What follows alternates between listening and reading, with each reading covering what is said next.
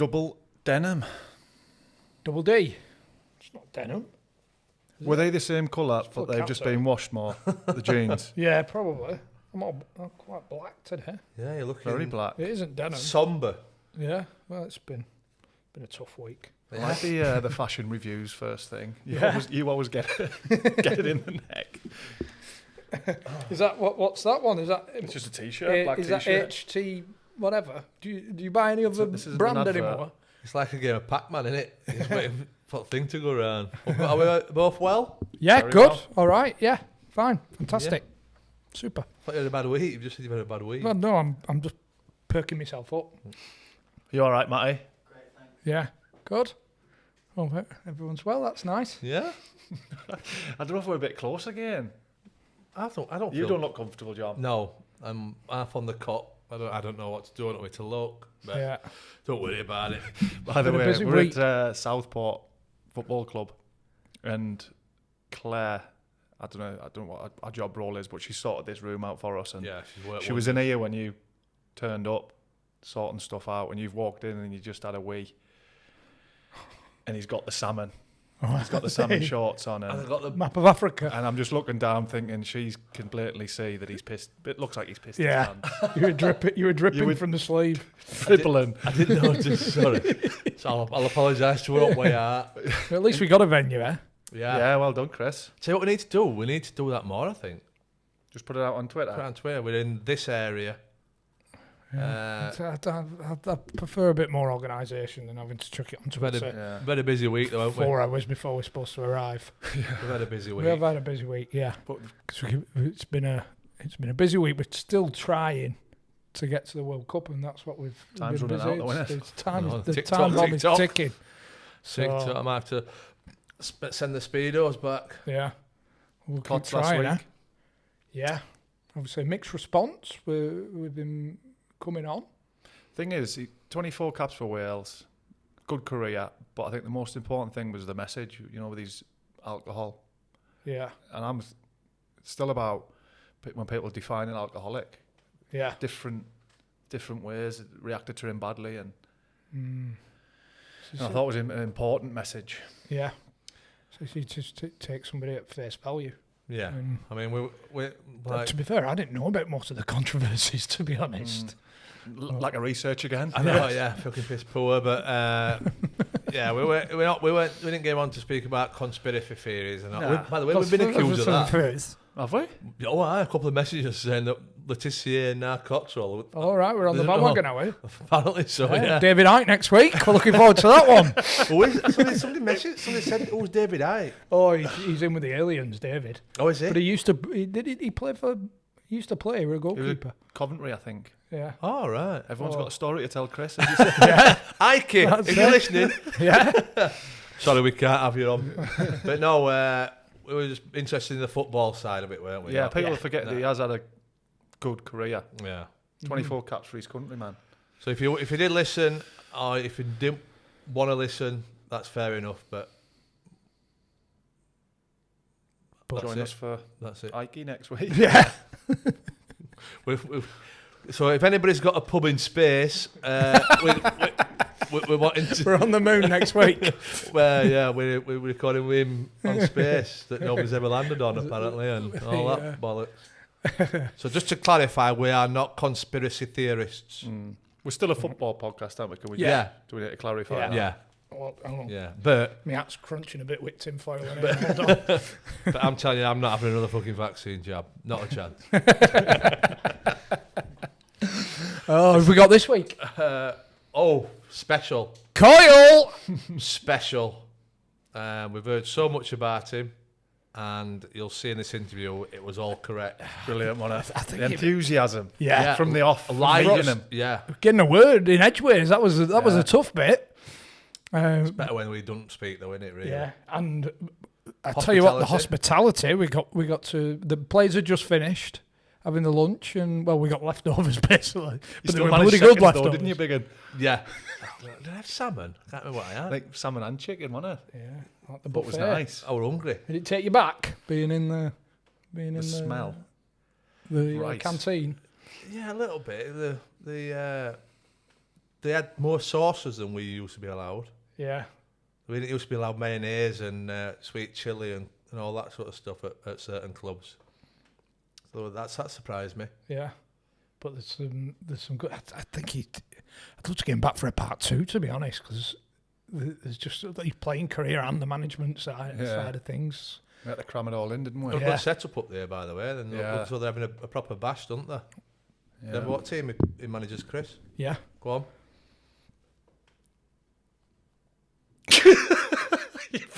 You forgot? Yeah. Queen's Park. Queen's Park, that's the one. Mate, I nearly said Queen at South. I did as well. I was about to make an absolute fool of myself. It might be. I might be wrong. We all look like tits. There's a manager in Scotland anyway at the minute. But, yeah, so, like, just... I can imagine, like, just playing for him, I can imagine he's infectious. Yeah. I mean, we've just done an episode there with Richard Brodie, and he was saying about just wanted to be loved, just wanted a manager to put his arm around his shoulder, and I think Coyle would have been perfect. Yeah. You know, that just to take an interest in. Yeah, I reckon not just how you are, how your family, what you know, just day to day. I reckon there's a good chance if you asked any chance of coming round to yours for tea, I reckon you'd be having tea at the Coyle household. Yeah, no problem. But no, we'll try and get back up and have another it'd session be great. with him. We could. Just for the dinner, as much as all. Yeah. Oh, it's a bit embarrassing, this. Did I tell you? Oh, what's happened fucking now? No, but it's like you said, it's been a busy week because we've been pulling out the stops to try and get to World Cup, whether we will or not, we don't know. But I've not kept up with any football whatsoever. Like, who's playing who, what's what. And I thought, Sunday night, I'll watch Match of the Day 2. And I sat through it all, watched it all. And then I got paper on Sunday morning, I was going to flip through. I watched Match of the Day from the week before. No idea. I'd sat through it all. It was 2 weeks old. Good games, though. Yeah, they were good games. The best bit about the Man City Liverpool game was Bernardo Silva wanting to fight Van Dijk. You see him squared up. I'll watch that next week. Well, don't say the result, just because you don't want to spoil it for him. Like Scrappy Doo. Yeah, it was funny. Right. Yeah. He is a boy, him. Live show data starting to filter through, aren't they? So we've got all the live shows. What day is it? This released. So all the live shows going on sale now. Right now, they're on sale. Everything's out on Twitter. They're on the website, www.undrthecosh.com. And then go to the ticket bit. And all the tickets are on sale there. There's Dublin, finally. Dublin's on there. Have I got it sorted? Yeah. I get it sorted. Finally. Dublin, fucking get in. Should we get him in then? Yeah. Yeah, let's get it'll bounce in. Coyle! It'll bounce in here. Hospitality, lunch. Very in a spot of lunch. We were hoping for a bit of iron brew, I'll be honest with you. Some of the tales well, there's no iron brew on here, unfortunately, except for me. But the hospitality goes without saying. When you come up, obviously, to Glasgow, well, you know, the people you get anyway. We love a bit of banter, a bit of sense of humour about us, but equally, we want to make sure that people feel welcome. So I'm glad you have enjoyed that. I'm looking about now. Obviously, we'd still one or two staff still to eat. So He did it for seconds, by the way. I think the big ones killed me dead there. But anyway, there's nobody taking any home tonight, let me tell you. Well, that tells you the food was good. As long as you're happy, that's important. You make sure the lads eat properly. No, we do. Listen, everything we do here is everything's tailored to make sure that they're very best. I mean, you'll always get, people stories, this and that, and next thing. And the bottom line is we are ultra professional, whatever we do. That's never ever been as much as we like, which is important. They have humour at the right time, and the most important thing is that we're ready. When we go to work, we're ready to work. When we're ready to bounce off each other, that's fine. And it's getting balanced, like with most things. Everything's balanced, but in terms of the sports science and nutrition, everything we have is tailor-made to make sure we've got the youngest team in the league. So these young kids need direction. They need to understand how to live both on and off the park. Now that was somebody when I played at 63 kilos. I was the skinniest centre forward you ever seen in your life, and my metabolism was such, probably the polar opposite, that I could That's twice in the first minute. I'll tell you why, because it's really important. But I could eat anything and never put an ounce on. So whereas I think with John Robertson, the Scottish striker, John would always have a problem with his weight. We Robbie Blake even as well, that they had to watch what they're eating, because everybody's metabolism is different. Yeah. But in terms of our players as well, everything's geared to make sure that they're the very best, as it always is. I haven't seen a head tennis court. That's one thing I haven't seen yet. We don't have there's not a fast and ready one, but they're easy to assemble as always. Are you still the main man? Are you still the main man? Well, the answer to that is yes. I mean, the last time, if I think back now, I think me and John McGinley, who was my partner at Bolton when we played, and Brownie was our captain, Phil Brown, and we had some terrific players, as you know, Jason McAteer, Alan Thompson, Alan Stubbs, we Mark Patterson, David Lee, Andy Walker. I mean, that Bolton team got promoted, obviously, to the Premier League with some fantastic players. But the old London, before the Reebok, they used to be in the corridor. There was a kind of gate that came across, and that was your halfway court in the head tennis. And if you served it, did you ever play? You played at London, no? Too young?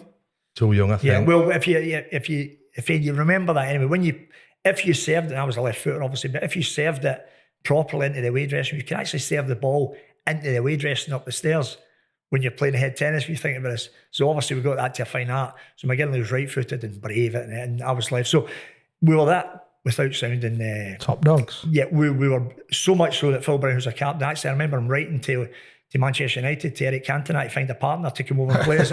So that's how good we were. That is Phil Brown all over, by the way. But the thing about that was that group, I mean, that head tennis, because we'd be first in and last away, but really competitive, because we just... Seeing ultimately, to have your career in football, which you've had, it doesn't get any better. I mean, listen, we're so blessed to have a career. And that's about, I remember one of my managers saying to me, Coyyyyyleeee, when you become a manager in your own right, he says, you're going to have to understand that not everybody's as enthusiastic about football as you. And I'll be honest, I don't understand that, because to come and, I say to my boys in the morning, they come in, they should be bouncing in here to come and enjoy the football. And we all know what the rewards are if these kids can do well. So for me, I mean, I think that's only natural. And again, been very fortunate in my career in football. Had I not, I mean, I'd have been paying a fiver to go and play 5 or 6 with my pals at 56, because we loved the game. And even on that, I mean, I was lucky in many respects, because I was to sign for Dundee United when I was 13. And my 2 older brothers played at Dumbarton, which at the time was a championship club, but part-time. And Sean Fallon, who's dead now, God rest him, Sean was Jock Stein's assistant when Celtic won first British club to win the European Cup, but he was now a director at Dumbarton. He was from Sligo, and he came to see my dad, who was from Donegal, and he said, listen, young Owen's better being at Dumbarton with his 2 older brothers. Forget Dundee United, who was probably the 3rd biggest club in Scotland at the time. And my dad says, that's fine, you're signing for Dumbarton. I said, no problem, Dad. So I signed for Dumbarton with 2 older brothers. The reason I tell the story is, when I came to 16, I was 5'4" and like pencil thin.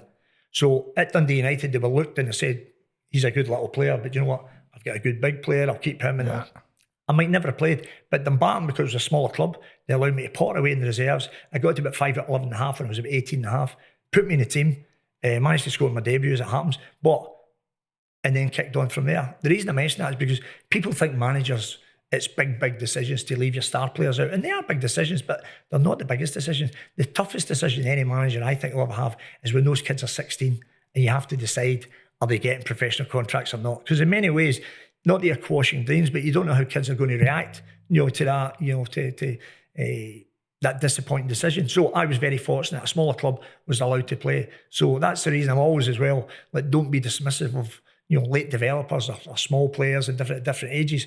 Always looking for talent. That's what we're looking for. Spot talent. Then you get a chance to develop players. What was the age difference between you and your brothers? So, I've got 5 brothers and 3 sisters. Right. So Joe will be, now we're talking, I'm 56, Joe will be 10 years older. Thomas will be 8, John's 5, and I've got 2 younger brothers. And obviously I've got 3 sisters as well. So they were all sporting as well, netball and what have you. So, yeah. The 2 brothers that you were playing with, at what point are you thinking, I'm the best, I'm best of the bunch? Well, do you know what this is actually? I'm glad you mentioned this, because this not that we get a kind of above your station. I don't, as you know, have any ego. I mean, at the end of the day, but there's a very famous pub in the Gorbals called the Brazen Head. It's a big Celtic pub. But so they're all the guys are in a few pints and they're all arguing about football, and they start talking about guys that came for the Gorbals. And they says, well, if you're talking about good players for the Gorbals, a couple of boys who went to school with me, my mates are sticking up for me, but you better mention Owen Coyle then in the same breath as you mention the other players. They've scored the amount of goals they scored, played international level, whatever, and they're chatting away. And a few guys are coming around and saying, that's right, yeah, he did well, played with those teams, and, you know, scored nearly 300 goals, this and that, and it's going forward. And my pals are telling me the story. They're saying, oh, it's kind of gathering a bit of momentum here. We're getting you in the frame amongst some of the big hitters when you think of some of the good players that came for the Gorbals. But anyway, this older guy's kind of leaning back in his chair. And he says, Owen Coyle, absolutely no chance. And it just went hush. And my mates went to stick up. He went, what do you mean no chance? Owen Coyle, he went, Owen Coyle wasn't even the best player in his own house. He says his older brother Joe was miles better. He wasn't even the best player in his own house. Never mind the Gorbals. So certainly brings you back down there. And it's true, actually, Joe was supremely talented. Yeah. 36 goals in 103 appearances. Not a bad at start. The Martin. Yeah. Yeah, I mean, those, the other thing is, I don't know, is that Wikipedia? Yeah, don't count cup goals. So they don't, because I think it was saying totals at 249 or something, or whatever it is. Not that much for memory. Yeah, But it's just league goals. In truth, I think I was about 3 goals short of 300. And I would have got 300, but I was actually Sandy, my assistant, I'd been player coach at Dundee United, but I was sitting on the bench in the Premier League and I was 37, and I just wanted to play. And I said to Ian McCall, who's now the Partick Thistle manager, I said, listen, I need to play. I'll still take the reserve during the week, but I need a game on a Saturday. I can't sit on the bench. So he says, right. So I went on loan to Sandy, was the manager of Undr United. So I went on loan to Sandy. We won the league there. So I was on 297 when I was playing with Sandy Airdrie. And Jeff Brown, who's the St Johnstone chairman, called me up and he said, Owen, would you be interested in being the St Johnstone manager? And I said, oh, chairman, I've not applied for your job. He says, no, I know. He said, but you come highly recommended. I seen what you did at Falkirk. Your brother Thomas played for me at St Johnstone, so I know the family values, what you stand for and everything else. I'd love to speak to you. I says, that'd be brilliant, chairman. I'd be interested. He says, right, I'll come to Glasgow to see you. I said, well, actually not in Glasgow. It was Easter holidays. I says, I'm actually up at Dunkeld, which is 10 minutes from Perth, where St Johnstone is, with a holiday lodge up there. He says, right, I'll come and see you. I said, okay, great, Mr. Chairman. So I had to turn to Kerry, my wife, and I said, Kerry, you're going to have to take the kids out. The St Johnstone chairman's come to speak to me about the job. And she went, Oni, it's torrential rain. I says, I know, we just wrap them up in the max. So anyway, she got the 2 ones in the max, got the wee one in the buggy. Away she went. It was obviously torrential rain. So she's the filming to me. Anyway, the chairman comes in, and as you come in here, there's like a kitchen area here and the living area through there with the sofa and the TV and everything. So I said, come in, Mr. Chairman, please take a seat. Would you like a tea or a coffee? He says, well, I'd love a coffee. So I thought to myself, oh no. We don't drink coffee. Oh, we drink it. I'm teetotal, never an alcoholic drink in my life. But me and my missus, we love our cups of tea, and my mugs are about that size. So I went through, and there's a breakfast area. Yes, Mr. Chairman, no, but just bear with me. So I'm looking about it. Anyway, eventually found the coffee, made the tea and coffees. I say, big mugs, malt and sugar. Sat with him for over an hour. Couldn't have went any better. Brilliant football chat. So anyway, he finished. He says, Owen, I've really enjoyed the chat. I'll be in touch sooner rather than later. I says, thanks very much, Mr. Chairman. So he leaves. I checked my mobile phone, 12 missed calls. Obviously, I didn't sign it. 12 missed calls from my wife. Obviously, wanting back in. So I thought, I says, Kerry, that's us finished. Thank God for that. We're soaked through, me and the kids. I went, I know. I said, you can come back. So she comes back in, and it's been that wet that the rain's still dripping down her nose and all that. The kids are soaked through. She says, that better been worth it. I says, Kerry, it couldn't have went any better. I says, the only thing was you threw me at the start. I says, you wanted a coffee. I said, but eventually found it, made it tea and coffee. Great chat. She went, we've not got coffee. I says, yeah, we have it. She says, that's Bisto gravy, you clown. As God's my judge. I'd made him a full mug that size. Now, it wasn't even an ordinary, but a little cup of tea. Milk and sugar. A full mug, milk and sugar. By the way, he drank the lot. Right, so I'm like, honestly, Brown, I'm like, oh my God. So anyway, I picked the phone up and I said, Mr. Chairman, it's Owen. He says, Owen. He says, I need to apologise. He said, what's that? I says, it turns out I wasn't coffee, mate. It was Bisto Gravy. He says, I thought it was a funny time. Anyway, he said, while I've got you, I want to give you the job. So, true story. There's a method in my madness. I can just imagine like... honestly. Well, I know of it. Exactly. Trying not to be rude. Yeah. So, just imagine outstanding candidate, but he made his cup of gravy. I don't think he's all there. Well, to be fair, I think maybe that's what I liked. It was that much, because obviously he throws me straight away, and I'm just and when you, not that I'm trying to stick up for myself, when you actually see it, it does look a bit similar, but I'm like, yes, Mr. Chairman, no, Mr. trying to make a good impression at the same time, just kind of rush it through. Anyway, thank God. It was worthwhile. We had a brilliant time at St Johnstone. See, I could actually get on board with a cup of gravy on its own, but not with the milk and sugar. No, you're not dipping a biscuit either, are you? To be fair, he didn't say it was a wee tang. He didn't say it was that. Do you know what he said? The key to that story, if you ever come to mind, don't ask for a coffee. That's why I put you down for lunch today, so that I didn't have to make anything. So when you said you didn't drink, was that a conscious decision right the way through? Yeah, I mean, as I say, I've got 5 brothers, 3 sisters. My young brother doesn't drink. Some of the other ones. My mum was teetotal. So in truth, it never really interested me. And then I was signed from when I was 13. So like the night before, although I was 13, but for example, Dumbarton were playing, my older brothers were playing, I'd be sitting in thinking, well, I'll get a big game, as if you're only 13, but as if you're ultra professional. And the other thing I would hope is that I would hope I get that kind of personality that I know people sometimes just take maybe a social drink or whatever to a wee bit more relaxed. I'm quite comfortable that I can chat away with anybody and not feel. And on that, actually, I having done well at Dumbarton, I was invited to with Glasgow Celtic, who's my team, obviously growing up, the under-20 tournament in Switzerland, Zurich and Geneva. And Big Whitey was the captain of the under-20 team, and had 5 or 6 first-team players there. Anyway, we went, we did really well, and then we were allowed a night out. And I remember getting into the bar, and Big Derek White ordered 18 half pints of lager. And I was sitting there, and I'm thinking to myself, I'll just drink it, no doing it, man. No, I don't drink. And I thought, no, why would I do that? You don't drink. So I said, Whitey, I'll have a Coke. He says, no, Coyle, we've ordered. I says, no, you never heard me. I'll have a Coke. I don't drink. And he kind of seen my eyes anyway. No problem. I want a Coke. Then there was another boy as well. I'll have a Coke as well. But I can understand why young players can feel peer pressure and everything else. But that was as close. Even when we've won some huge big games and big trophies and events, even in terms of the champagne, I've never I don't need it for anything. I'm quite bubbly and hyper as it is. I think he gave me a drink and it would take me another level. So I think I'll stay sober. Was there 18 of you there? I'm just thinking why he's not just gone 9 pints as a 18 halves, or was everyone just having half? I think it was just he was the captain. He decided that was what it was. Let's have 18 halves. You want a pint? I want a pint. Yeah. I'm like, I don't fucking mess about with them. 18. I know. I would. Brilliant.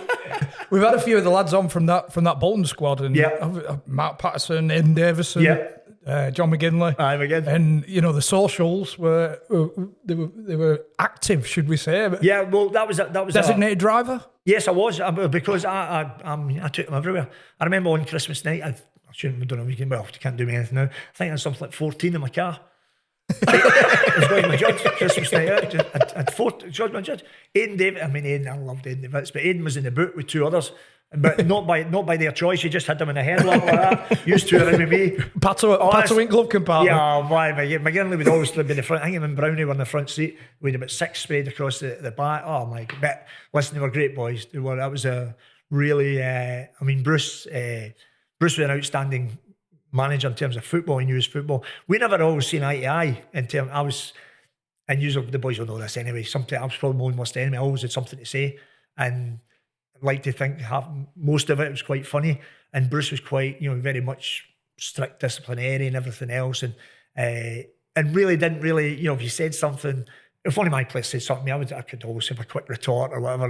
He didn't really come in for that type of thing. So anyway, there was certainly a couple of times that we would see the other side of him, shall I say? But even on if I think back when I signed, because Exton at Bolton eventually took us to the training ground, we used to change it the old Bundon and drive along, obviously the motorway to that. And I was coming back for the pre-season, and we'd signed. Bolton had been promoted from League One into the Championship, and Bruce had signed a number of players. Myself from Airdrie, Stevie Fulton, that came from Glasgow Celtic, Jimmy Phillips. But anyway, first training session, and kind of McGinley hooked up with me, so we're driving back. Must have been about 75 miles an hour coming back along that motorway, as we all know well. And McGinn's like, oh, slow down, Coyle. He said, what? So the gaffer sitting up in the inside lane, 70 miles an hour, won't go beyond it. He went, right. He says, oh, if you go overtake him, he says, there'll be a riot. He'll know. Right, okay, so I pulled in, right, 70 miles an hour. Right, that was fine for me. Nobody told Stevie Fulton. He was coming himself. Stevie Fulton was a fantastically talented player. Came from Glasgow, said, done brilliant at Celtic. Anyway, not only was Stevie speeding, Stevie liked a cigarette as well. Stevie went by about 90 miles an hour. Aye. But Bruce is inside me like, Bruce went by, one hand, hey, Gaffer. Honestly, man, never played a first team game at Christmas. As goes my judge. Bruce the following day came in, nobody drives us. Are you smoking as well? She's like, no, I was just smoking. Oh my God, it was. But football knowledge was brilliant. Yeah. That group of boys, they were a great type. They really were funny boys. It's funny you should mention them little quips and stuff, because Pato mentioned, I spoke to him yesterday, and he said to ask you about Chester away. Oh, right. So it wasn't Chester away. No, actually, so it was Grimsby away. Right. And yeah, it was. So what happened was we'd done the whole pre-season, and you'll know this. So, and we had good strikers, to be fair. We had John McGinley, Miksu Patalainen, big Dutch lad, Fabian de Freitas. We had really good strikers, but we played the pre-season, and I'd been the top scorer in pre-season, did really well pre-season. And anyway, we come to Grimsby, opening day of the season. Bruce names the team, strikers, McGinley, Patalainen, bench, Coyle. Right, okay, listen. The one thing is I just wanted to play, but in terms of that, nobody was a better teammate than me. Get my head down, get ready to go. And although that was tested a couple of times, I've got to say, during my career, but I was all for the team. So anyway, went to Grimsby, 0-0. Never put me on. I was blazing. Anyway, the game finished. Then I went out. I done my own running after the game. Done boom up, make sure that when I was called upon, I was always really in great condition. I wasn't a particularly good player, but one thing I was supremely fit. I could run all day, and so made sure I was banging. Anyway, the time I come in, all the boys are showered. They're all getting ready to go on the bus. So they're all getting ready, and I've come in, take my t-shirt off, threw it down, threw my slips. So I think big Eddie Davison, they were like, Coyyyyyleeee. So you see your warning, big Eddie Davison, the strongest man in the world, right? About yourself, nobody else. But when you were winding him up, you get to a certain point, then you go like, Coyyyyyleeee. Like, okay, right. You know. So, that's when you knew. That's when you knew. Actually, there was one day that actually just on that, and remember, if I say I was like 5'11" and a half, but really skinny. I think I was 10 stone. I played it as a centre forward. Shouldn't have happened, but I had a wee bit more about it. But anyway, we came in this one day, and I'd been winding them up, must have been the training ground. Anyway, I came in, and at Bundon there was a big, huge communal bath. So anyway, I've come in one day, getting changed, and I went like, and I did genuinely go to throw my slips over to the big hamper thing we had, but as I threw them over, hit big Eddie right in the head, right? And he just looked around like that. He never says anything to me. He just looked and I seen his eyes and I went like, I said, oh no. I says, Eddie, I swear, I never meant. Never said a word, just walked over. His goes, just grabbed me, picked me up above his head. Like that, walked into the communal bath, just like, boom, honestly, just lifted. Oh my, thank God the water was up there, otherwise you'd have been, but never said a word, but that's what he was like when his temper broke. I'd seen one of the best fights I've ever seen in my life with big Ian Davison and you might remember, big Jason Lydiate, big red-haired centre-back. He was another big strong, but one day the two of them went at it. Oh my God. So when I seen him coming, I thought, right, just don't say it. Just take the plunge. Just take whatever it's going to be, Coyle. Just take it. Never threw these slips again, I can tell you that. But anyway, getting back to what we were talking about. So the boys, they're all getting ready. And Bruce, to be fair, his shoes were always shiny. You could see his reflection. You could see his reflection in his shoes. Everything was all, and he's up, but this kind of big royal blue jacket on. He's fixing his tie in the mirror. And I've come in, I'm obviously peeved off that I wasn't playing. So I said, hey, Gaffer. And he looked around. Yeah. I said, what time are we on the bus? And he just fixed his knot and he looked around. What time's the bus? I said, yeah, what time are we on the bus? He said, what are you asking me for? I said, oh, sorry. Oh my God, I thought it was a bus driver. And he was like, what? And McGinley, who's supposed to be my pal, he's like, oh, you're out of order, Coyyyyyleeee. right. It's supposed to be, as you know, we've all had them, it's supposed to be your best. Oh, you're out of order. He just fixed his knot. His last week he notched his knot. He says, it's okay, John. John was his boy. John was his blue-eyed boy. It's okay, John. The power of selection is a very strong thing. As if you've never played. As if you've never played. So, anyway. But let the keep your house shut. Could you see why it might not have worked for him at Arsenal? You know, they're on about his disciplinarian type. Yeah, well, we got to the Coca-Cola Cup final against Liverpool, Bolton. That season we got promoted. But anyway, so I'd played in every round of that competition. And the week before, we played Portsmouth at Portsmouth. And John McGinley was away in international duty with Scotland. And so anyway, we went to play at Portsmouth. The two strikers were myself and Miksu Patalainen. So we went out at Portsmouth. But on the Friday, we signed Gundy Bergson from Tottenham. And Gundy Bergson one of Bolton's best ever players, an outstanding player, Gundy. So he was number 12. At that time, you only had the 3 subs, remember? You had 2, well, I'm a lot older, but you had 2 outfield players and a sub goalie. You had 3 subs. So Gundy was number 12. Anyway, we went out and played at Portsmouth. And we're getting beat 1-0 down at Portsmouth, which is always a tough venue anyway. And he came in at half time. And I'd actually played quite well in the first half. So Bruce came in at half time and he wiped the floor with me. Never mentioned anybody else. Just wiped the floor with me. You're this, you're that. Just left me without a name. So he finished his rant and went away. And Gundy Bergson, who I was wearing number 11 that day, he was at number 12. And he touched me and says, Owen, I don't understand. He says, you were our best player. I says, all right, good, I understand. I says, John McGinley's away in international duty. He's going to be back next week. Him and Meeks is going to start up front in the cup final, and I'm going to be sub. So if he lays into me this week, it's easy to say, oh, I don't think you've done well enough. You're sub next week. I've got it, no problem. So we got in the second half, and if I could have played any better, I did. I don't think I scored, but I think I beat a couple, squared one, we equalised. We drew one each, which was a very good result down at Portsmouth. Anyway, comes in after the game, same thing. Gundy never even got on, he was an unused sub. Anyway, just went for me again after the game, wiped the floor with me, never even. Anyway, so that was fast. It's okay, I understand. So on the Monday we came in and he said, right, going to name the starting 11 for the cup final. So names the starting 11. He says, subs, strikers, McGinley and Pat Linen. I'll name the subs later in the week. Okay, so this was the Monday. So then he said, but while you're there, everyone outside the 11, out with the 11, you're all playing tomorrow night at Stoke in the reserve game. So having played on the Saturday at Portsmouth and played really well, I was playing the Tuesday night at Stoke in the reserves. I was the only one, everybody else. So anyway, it didn't matter. So that was fine. A game's a game, I loved. So anyway, we went down, we played the game. And then on I think the cup final was on the Sunday. So on the Saturday morning, new suits, shirts, ties, everything. They really looked after the lads. I'll give them that. Bruce was in it training on Saturday morning. Colin Todd was taking the training. So anyway, Colin Todd, we finished the training. Colin Todd says, I've been, Gaffer's asked me to name the subs. So anyway, as you do, as you talk amongst players, you kind of know who the subs was going to be. It was going to be myself, it was going to be Pato, who was a sub, Mark Patterson, and it was going to be Aidan Davison, the sub goalie. So anyway, he says, subs, Aidan Davison, Mark Patterson, who'd been the captain at times as well. He says, and Gundy Bergson, who Gundy signed the week before and was an unused sub against, right? And I'm like, Colin Todd, I says, what? He says, whoa, don't shoot the messenger. I says, don't shoot the messenger. I said, where's the manager? Can you not tell me in person? So anyway, I think I remember having a ball in my hand at the time, went and volleyed it, went away, and I was absolutely blazing. So I went in, and I actually, went in, I thought to myself, oh. So McGinley, to be fair, he comes right in my back. He says, Coyyyyyleeee, I said, see if he wants to leave me, that's fine, just tell me in my face, but don't leave the assistant manager to tell you. But I says, you know what, and I actually, if I'm honest, for about 30 seconds, I thought, you know what, I'm going to go to the cup final, we can do one. So anyway, I had my shower come out. McGinn says, you all right? I says, aye, I'm all right, I'm fine.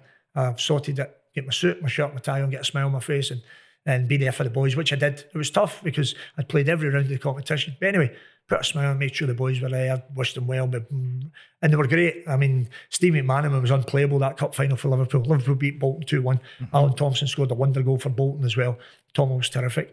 And 2-1 with the boys narrowly lost. But then I was made sure I was there for them, as tough as it was. And then for 2 weeks, he wouldn't even allow me to come and speak to him. So he never played me in the team. I wasn't even in the 14 for the next 2 weeks. So I just kept working away in the training. You're attempting to see him as well. Oh, no, so Bruce would never he wasn't allowed to see him the day before a game. Yeah. Right. And then for that 2 weeks, I just wasn't allowed to see him. He'd find out, oh, no, I'll see you tomorrow, come tomorrow. Anyway, it went on for 2 weeks, but fine. Every day I just kept working hard in the training ground, working hard in the training grounds I did. So then after the 2 weeks, and the team had a couple of different results, and the old London, when you come in the door there, and the boot room was just behind you where you are there. You're in the boot room, all your boots. And I was always, I say earlier about the head tennis we're chatting about, I was always first in. We were always first in. So anyway, I'm in this morning first in, even earlier than normal. As I walked in, I'm aware like somebody's behind me. So it's Bruce, who's right behind me.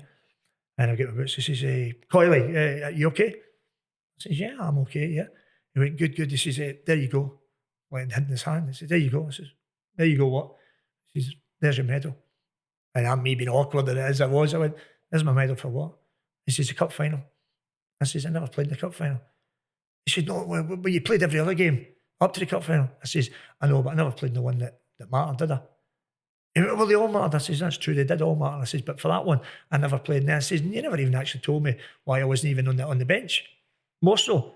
He went, well, do you want the medal? Do you not want the medal? And I couldn't resist it. And I went like, aye, is my $3,000 appearance in there as well? As God my judge. How did that go down? Oh, well, here's your fucking medal. Here's your fucking medal. Haven't you won it? Like, that was it. Shut the door behind them. But that's true. I just couldn't. I was boiling. I was dying to say some more. And he went, I says, because that's what the boys were on. $3,000 appearance every one of them got. No, that was begrudging. I never get the $3,000. I played every game. And to be fair, Gundy, I love Gundy Bergson's an absolute gentleman. What a player he was. But Gundy came the Friday. Hadn't played a minute. He was an unused sub at Portsmouth. And they put him on the bench for that game and left somebody who'd contributed an awful lot. And that's why I say, oh, it's my £3,000 appearance. I just couldn't resist it. I'm assuming that he wanted you and you got back in the team after that. So how did he go about that? Well, funny enough, and I'll give him his due on that. He knew, see, to be fair to him, he knew like I was a consummate professional. He knew how hard I worked. He knew I was a team player. He knew I would do anything for the team. He was very, very clever man. Like he knew his players. He knew who needed, as we say, like kick up the backside, who needed a shoulder on them, who needed a wee bit of, he could test them a wee bit. He could do anything to me, but he knew it wouldn't affect me for my teammates, because that's ultimately how I grew up. Do you think that made you an easy target then? Yeah. Do you think that made you an easy target? I think if I look back, I think what it did is if there's something going wrong and somebody was going to get it, it was going to be me. But I think he did that because he knew I could take it. Not that it was particularly nice, but he knew that it wouldn't affect me. He knew I'd probably, right, okay, I'll kind of show you again, that kind of, we're always wanting to punch above our weight, that kind of mentality. So, but then, to your point, I say those 2 weeks, and then I get back in the team that following week. And I started every game from that moment on all the way through. The reason I tell the story is because had I went in a sulk, I felt sorry for myself after that when he left me out of that and stormed out and not went to a cup final, I would never have went on to enjoy one of the best days of my career, because I worked that hard. We went to the playoff final against Reading. I'd played every game up to that, and so much so that even in the final, he put John McGinley wide right, and myself and Mixu went through the middle, and Alan Thompson was wide left. And we're 2-0 down to Reading after 20 minutes. Then Reading missed a penalty to make it 3-0. Had they scored that, I don't think we'd ever come back. But you mentioned it earlier because we were chatting about the spirit we had in the team and the camaraderie, and even those difficult moments. That's when you see team spirit. Yeah. It's easy when you're winning, everybody joins in, they're the life and soul of the party. But it's when you get the difficult moments, that's when you see the characters. And I managed to get, well, the reason I mentioned it, I managed to score at Wembley, which is any kids. Even in Glasgow, we seen the FA Cup finals and everybody wanted to play at Wembley. So, and we went on to win the game 4-3 and have a brilliant experience. Had I sulked, I would never have had that experience. So, as I say, when those things happen, ultimately you do one or two things. You feel sorry for yourself, or you get up in the morning and you're going to do something about it, which I always choose to do and get on with it. And that's what we did, and end up having a fantastic end to the season. But when I'm back into the team, I never came out it. Yeah. On the back of that, when we get promoted, then obviously we'd beat Arsenal, if you remember, in the FA Cup early that season. We drew with them at Burnden, 2 each game, brilliant game. Jason McAteer scored, I scored. Then we went to Highbury for the replay and we beat them 3-1. And on the back of that, obviously Bruce was getting a really good name about the football Bolton were playing and everything else. And then when we won the playoff final, obviously the Arsenal job was up and Bruce got it. And when he got it, there was a journalist from London that called me, and they offered me thousands and thousands to do a story on him, on Bruce Rioch, because they knew that we'd clashed a lot. And I said, to be honest, I've not got anything bad to say about him. I think about getting that appearance back. I think I could get 2 appearances for that. But do you know what? No, because it would never, that's not the way I was brought up. I don't live my life like that. If stuff happens, people say stuff, all good and well. I ain't going to, it's happened, move on, and then you look forward and look in front of you, which, you can't affect what's behind you. So all I said was, football-wise, his knowledge was second to none. I said, that's factually. I said, obviously, they get some really big characters there, Ian Wright and such forth, and boys like that. I said, but in terms of the football, I would never ever say anything, as much as we would have a clash here and there, but not in a negative aspect about him taking a big job like that. I said, actually, if he goes about it the way and gets the joy that he did at Bolton, they do really well. But I think ultimately what happened was there was a kind of clash with the players, wasn't there? I think Bruce said to Ian Wright one night, John McGinley would have scored that. And I think Ian Wright took a bit umbrage as one or two others did. So, although McGinley loved that, McGinley still dines out in that one. But anyway, but he was what a striker he was, John McGinley. Unbelievable. How come you obviously scoring that 75th minute goal at Wembley, getting Bolton to the Premier League, and then moving on? Roy McFarlane came with Toddy. We became co-managers in the Premier League. They'd obviously been teammates together at Derby. I think Toddy was offered the job, but I think he just didn't want to do it in his own right. So I think Roy would, kind of be a buffer for him as well. Really liked big Roy McFarlane. So he came in and I was on the bench. I started a couple of games, but I was on the bench all the time. And to be fair, they were honest. And if I'm honest, I think I I was semi-decent at certain things. Was ever going to be a week in, week out Premier League player in England? I don't think so. But I could have played bit parts, but I just wanted to play. You know, you train, the boys will tell you train every day to have a game at the weekend.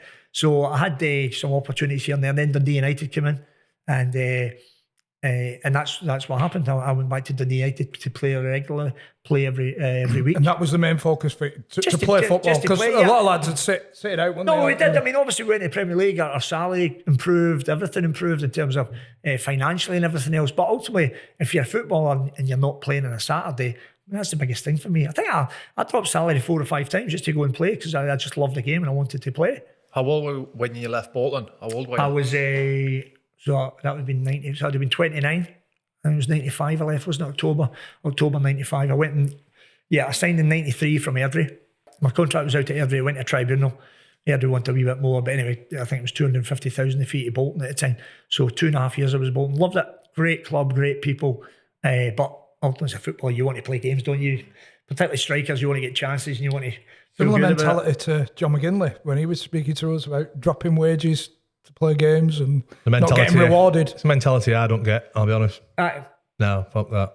I'll But- just sit and take my door. I know, see that? See, the thing about it is, we're all different. We all have, and that's the thing. Be a boring place if we're all the same. Different traits. If we were all the same, it'd be very, very boring, wouldn't it? So the fact you have that different dynamic, that different mix, and people see things differently. But I just love playing. That's why I played as long as I did. I mean, had I still been a yard sharper, I would have still continued to play, because the playing days are the best days of your life.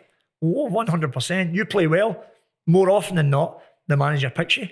As a manager, you're not just responsible for a team. Sometimes you're responsible for a whole city and all the stuff that goes with it. So that's a big, big responsibility. You deal with that pressure all right when it came to coming into management? Yeah, I mean, I think, of course, nobody... You want to win every game. I mean, that never leaves you. I thought as you get older, it might easy. But I think it's getting worse. That you just want to, you want to keep winning and winning. And but equally, you want your teams to be entertaining. You want people to watch your teams and to think, they're pleasing on the eye. They play the right way. And but of course, within that, there is a bigger responsibility. And it's not something you take lightly. It's something that people think you pick a team. Nothing can be further from the truth. The amount of things that go along with it. But listen, we're very, very fortunate to be in football, that's for sure. What do you spell it, Airdrie? Somebody asked if you've got any stories on the keeper, John Martin. Oh, Big John. So Big John was the roughest big man you've ever seen in your life. And rougher than that. That? Yes. No. In respect, Big John had been a minor, so he'd never had it easy. And he'd a fiery temper. I mean, a fiery temper. And Big John had a wee bit of he'd a wee bit of a stammer as well. Not when he was singing, he sang fluently. No, he did. So he did. I don't know. I don't know if it's because they know the word. I don't know the answer to that. People far better qualified me will explain it a lot better. But when he sang really, really fluently. But I don't know if you've seen it in movie or not. But anyway, there was a football movie, A Shot at Glory, that Ali McCoist was in. Coisty was debuting, his acting skills in it, but not only Coisty was in it. So they decided, when you think of your escape to victory, which, so what they decided, they wanted footballers doing the football scenes, and if they had to do a wee bit of acting, so be it, as opposed to actors trying to do the football scenes. So the football scenes. Did you have some lines? So, we didn't have any, but we threw a few in. So what happened, this is true, but you know what it's like, so it was like, just to give a bit of context to it, so Robert Duvall was in it, Michael Keaton, Cole Hauser, Brian Cox. I mean, they were all like... Been in a film with Batman. Well, they were all Hollywood A-listers, right? There was like 4 or 5 of them. And anyway, but what we were doing, as you can imagine, when we scored the goal, everybody was just on top of each other. You get just hey, the camera. So we were on the camera shot. So you went to see it in the movie, there. Look, I'm in it. I'm not just making it up. So anyway, it was a semi-final, and it was down at Kilmarnock. And Big John Martin was going to get he was going to get injured. The reason being, there was going to be an American goalkeeper coming in. Actually, Cole Hauser, he was in Good Will Hunting, and he was in one of the Fast and Furious movies. He was going to come in the goals, but he'd never seen a football in his life. Never mind come in to be a goalkeeper. So anyway, but we know that John Martin's going to get injured. So they take the corner, and I was back in the near post, right? Never mind how skinny I was, right? And Sandy, my assistant manager, Sandy was the team as well. What are you doing? I says, I'm the near post. He says, you've never been back for a corner in your life. I said, I'm the day. Because that's where the action was going to be. So the ball was coming in, there was going to be a collision near post, and I was going like, eh. So anyway, like we line or any shot we could get in. And actually, funny true story on that was we were playing and so Michael Carenti was the director, done a number of big movies, I'm led to believe. But anyway, what he said to we the fullback, Jimmy Boyle, boy Peter Heatherstone, said, Jimmy, Peter, I want you to play a 1-2, go to the byline, just lob the ball into the penalty spot, and Coyyyyyleeee, I want you to go up in between the two centre halves, boom, overhead kick, top corner, and we'll go for there. And we've all looked about as football players and like, right, okay, that's going to happen. Right, how's that going to happen? Anyway, so the two boys played a 1-2, go to the byline, clip in. Scott's my judge. I mean, being in Coyste's company, you know Coysty well. Great guy. They just everything falls his way is the best way I could put it. Right, he's different class. Anyway, Coyste's up between the two centre backs, bang, right foot volley, top corner. And as much as I was saying that we're normally trying to get in the shot, this was just genuine celebration. We couldn't believe it happened. Everyone is on top of Everyone is on top of Alan McCoy's. Unbelievable. He couldn't make it up. So we're all on top, and then we hear shout, cut, Michael Carenti, cut. So they've cut, and Michael Carenti looks back to the cameraman behind the goal. And he says, did you get that? He says, yeah, I think so. Could we do it again? Absolutely no chance. You could do it another 100 times, it wouldn't have happened. So I think we'll just go with that one. But Big John Martin, he was just, similarly, they must have think with goalkeepers. But he would, as God is my judge, he could easily chase me twice a day in the training ground, just with stuff he would say, and he would take the bait, and he was a big, fit, physical lad. But I had a fiery temper. I mean, I could tell stories of him, but it wouldn't be clean. It wouldn't be. They don't need to be on here. I need to watch what I was saying. Would he chase you if you tried to chip him? You know, one of them. No, he would. So this, as you know, as we've all done it, you chip a goalie, but they normally just volley the ball 100 yards and say, no. He didn't volley the ball. He threw the ball away and came after you. He could volley you. Yeah, that was it. So normally you chip the goalie catches the ball, and you tell, you think you try to be smart? Bang, go and get your ball. Big John Martin would catch the ball and then just throw the ball and just look at you like that. It was honestly right after you. And actually, John Martin, the only injury I ever had, it was John Martin that injured me. Accidentally, of course. And I was the best, I was in the best scoring form of my career. I'd scored 17 goals in 7 league games. I scored four consecutive hat-tricks. They were hitting me in the shoulder, hitting me everywhere. There was a game we played against Clyde, I think. I'd went to volley, I fell in the box, and I was lying down, I just put my toe and it flew into the top corner. I was just one of the spells. Well, you've not 17 and 7 anyway. He didn't have 17 in his fucking career. He might have been 7 master games. But it was one of those ones that they were just getting in everywhere. And then on the Monday we came in, played a double penalty box game. But it was on an AstroTurf, and I just went to flick the ball in. As I went to flick the ball in, Big Johnny was as brave as anything, John Martin, came flying out to block my shot, but my other leg was planted, and he careered into my knee, and I did my medial ligament. I was out for 4 months. It was only ever injury I had in my career. I never done another. I was really fortunate and blessed, but I was the best goal scoring form in my career when I had that injury. I think that might be the best goal scoring form of anybody ever. Yeah. 17 and 7. We obviously, I was benefiting from a really good team, but 4 consecutive hat-tricks at the time, and everybody was obviously looking at me at that time, because obviously you know what it's like for goal scorers when people no, but you do. I mean, the two of you have played at such a high level, and you know when you're scoring goals, you're in demand, and ultimately that's what happened. But it was only, I mean, as much as it wasn't great timing, it was the only injury I ever had, so I was very fortunate in that respect. Do you know when you went back up at 29, had you got one eye on going into coaching and managing then? At 23, they did a thing, actually. It was a really good initiative in Scotland. The SFA did that. We did the B licence when we were players at 23, but they were doing it on your day off. So instead of having to wait to the end of the season and do 2 weeks concerted, you were doing it like every Wednesday we'd go. So myself, we did a B licence by the time I was 23. That summer I went down and did my first part of my A licence. So at 23 and a half, or not for 24, I was already halfway through my A licence as well. So similar to you, because you usually know this because you watch football just now, there's not as many leaders on the field now. When we played, we were all, you had 11 captains there, we're all vocal. And for me, it was just a natural progression because you spoke on the pitch. And I was really lucky. I was offered manager roles before I eventually, took the St Johnstone one. I was a player coach from I was 35. So I was learning that side while I was still playing, because I just still love playing. When it came to your management career, we've had a few lads that have played for you, and they talk about, your philosophy, your ideology of it, the positivity around and how much they enjoy it. Was that something that you picked up elsewhere, or just your personality that you brought into the game? I think importantly when you become a coach manager, first thing you've got to be is true to yourself. I mean, we all have ideas about how we want to play, how we want to go about it, but I think you have to be true to your own personality. If you try to be something you're not, players are not silly. Players see through things, they know.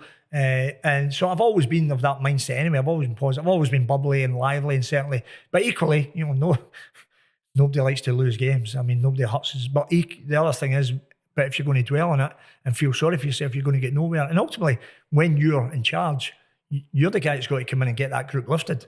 You're the guy that's got to get them on again. And I know people have different things. You'll have managers that might not speak to players for days and everything else. That might be true to their personality. That's not my personality. I've always been, from being part of a big family, I've always tried to make sure that your football club is an extension, a family, and we all feel a part of what we're doing. And ultimately within that, there'll be decisions made, but they're never personal decisions. They're just football decisions. And it doesn't make them right or wrong. It makes it the decision, and then you've got to go from there. And that's the key to it. But in terms of that positivity, yeah, I've always prided myself in making sure that you bring, hopefully more often than not, you bring the right set of players to your club. And everybody's there for the same thing, and that's to help each other to try and win games and give a support and a town and a city a team that they like to look at and think, yeah, that's my team. I enjoy watching that. Do you know when you first start coaching and managing? Because we take stuff that we've learned from managers that we played under. You take the good things from them. Yeah. The stuff with Rioch, was that stuff that you didn't want to take? Yeah, do you know what I mean? Yeah, I think. Do you know what I think? It's something I've got to be honest. I've thought about a lot of times, particularly moving into it. I think there's a lot of that I've said before. I think, and I'm never ever looking to be negative about anybody else. Bruce Rioch was an outstanding manager. Knew his football. Did he treat me well? In my opinion, I don't think so. But he might think that he did, or he did it for his reasons. That's fine. I've met Bruce since. I got on great with him. I've got no problem with that, because ultimately that was just football decisions. I don't think it was ever personal with me. I think ultimately he decided that's how he was going to do it. And you can't argue with his success. But what I always felt was that, any time, and I do this, Chris, and the players will tell you, anybody, if I'm leaving them out, I tell them. None of my players will ever walk into a dressing room and not know that they're not playing. Now, does it give you a bit of added work? Absolutely. I remember actually at Turf Moor and in the tight corridor. Remember the tight corridor? And the boys used to play, wee Blakey and Michael Duff and boys like that, used to play darts in the wee boot room just opposite the home dressing room. And I used to send Sandy, if I was going to leave somebody out, tell him to come and see me. And Sandy went out one day, he says, Blakey went, it's all right, Sandy, tell the manager I know I'm not playing. He said, get in there, Blakey. So wee Blakey came in, he says, right, all right, Gaffer, I'm not playing. I says, no, you are playing, because I got wind that they were become predictable, but they were like, oh, right, they were calling Sandy the Grim Reaper. As soon as Sandy comes to see you, you're not playing. If the Gaffers want us, I thought I better mix this up a bit.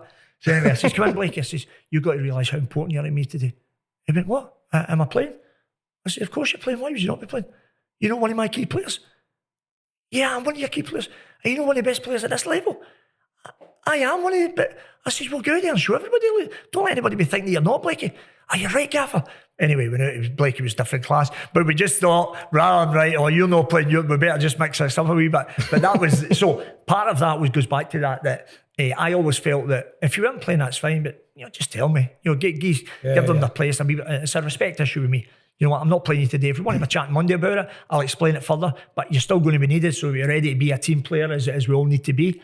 And that was a wee bit part of that, kind of all through my career, not just specifically with Bruce, but at different times. And maybe that was maybe an older generation thing, because the game moves on, and every one of us, we all have to evolve, we all have to keep up with the trends and different things. And so that was certainly from that. Yeah, it's a very good question. On this point, did you pull Chris Eagles one day and tell him you weren't playing with wingers? Was he not playing? Well, he thought he was playing in the hole. Right. So he said, I think Blakey might have told it, and you've pulled him and said, Chris, I'm not going to play with wingers today. So he's given it so what am I in the hole then? And he was on the bench. Right, okay. Yeah. So I think, to be fair, I love Chris. I love Chris. I've got to say, even on that story in signing Chris Eagles, so I was finishing my UEFA Pro licence. We're chatting about coaching earlier on, and it was the European Championships in it was at Switzerland, and they shared it. Anyway, I was at the Croatia game, and I was going along with Big Jim Fleeton for the SFA, and we finished a pro licence. But anyway, we met Martin Ferguson going to the game. And I says, "Oh, Martin, how are you?" He says, "Oh, good to see you." And I knew Martin for way back because when I was a part-time player, I worked for London Construction as an assistant buyer when I was 19 or 20. And Martin Ferguson, was a salesman as well, so he used to come in to London. So I knew Martin really well. Great to see you, Martin, reminiscent. I says, "Martin, do me a favour, will you?" He says, "What?" I says, "Go on your phone Alex." He says, "What?" I says, "Go on your phone Sir Alex for me." He says, "He's on holiday on him, we'll have to phone him tomorrow." I said, "Just phone him just now." He says, "You're some boy." So anyway, he's phoned and Fergie's answered it. He says, "What are you doing? You're going to phone me tomorrow after the game, not before the game." He says, "No, I know." He says, "But young Owen Coyle here," he said, "they want a word with you." He went, "I'll put him on then." So I comes on. I says, "Oh, sorry for bothering you." I says, "But just when I got Martin, we go way back." He says, "I know, he's fed that. He tells me all the time you go way back." I says, "Anyway," I says, "What about Chris Eagles?" He says, "What about him?" I says, "I'd love to bring him to Burnley." He says, "Right, phone me back July the 4th. He says, "That's when I'm back, the first day of pre-season. I'm on my holidays now, don't bother me again. Phone me July the 4th and I'll speak to you about it." I says, "Brilliant." So anyway, finished. So phoned him July the 4th. He says, "Right, Eagles," straight away, as soon as I come on, 8 o'clock in the morning, whatever it is. He says, "Right, you can have Eagles." He says, "But I'm taking him to South Africa with me in the pre-season tour. Once he comes back for that, he's yours. I'll give you him for $500,000. Should be a lot more than that. But because you get away back, Martin, and I know I've seen what you're doing in Burnley with the good players, it'll help the boy. The boy needs to play." I says, "Great." So anyway, when I went to South Africa, was Eagles now the top scorer on the tour? I was watching every game. Eagles was brilliant, right? So some of the big hitters weren't there, but Eagles started every game, and he was in every game. He was in front. I'm sitting there going, "Oh no, I'm not going to get him." So when he comes back, and I phoned first thing that morning, as soon as I'm back, and he went, to be fair, Sir Alex was brilliant. It was great for me. He says, "You think I'm going to keep him, don't you?" I says, "Aye, are you?" He says, "No, I gave him my word." He said he was brilliant. He says, "But when my big hitters come back, he'll be on the bench. The boy needs to play. I'm doing this for him as well as you. The deal's the deal," what I said. So he was brilliant. That's how I got Chris Eagles. But I mean, what a boy he was. Chris was. I think you'd have gone with a loan at that point, wouldn't you? Well, I think, to be fair, when I spoke to this is one thing when I spoke with Chris, and this is the thing I always pride myself on, when I get to speak to them, I'm convinced that they want to come and play for us for the way we go about it and what we do and everything else. And Chris was on board. I told him, I gave him the platform to go and play, and he was sensational. That says, "Well, he's not, because you were not really good, that Preston team, who were an outstanding team. But Eagles was just getting better and better." But he's a funny boy. He came in one day, Chris, and he said, "Gaffer, I need new boots." I said, "That's fine." I said, "What size are you, Chris?" He said, "Oh, Gaffer, sometimes I'm a 7, sometimes I'm an 8. I'm thinking to myself, I said, "Okay, what size of shoes are you?" He says, "Oh, am I getting a pair of shoes as well?" Oh, right, out, next. But he was some boy, Chris. He was some boy. Word from this week's sponsor of this week's show. Who is it? Tell us, Chris. NordVPN. One of the finest VPN services out there. I've been using this recently. Have you? Because there's some conspiracy theorist Netflix documentaries. Oh. Not available in England, but I've been watching them. Have you? Yeah. My eyes are open. There's a whole total new world out there, lads, that you don't know about. Oh. Telling you. So you've used your VPN and you've got up to... No, obviously, I've not been watching. You're up to scratch with the reptilians and the... You know what I mean, John? Reptilians? Yeah. Lizards? That tells you that he's not up to date with his conspiracy. You've not been digging deep enough. No.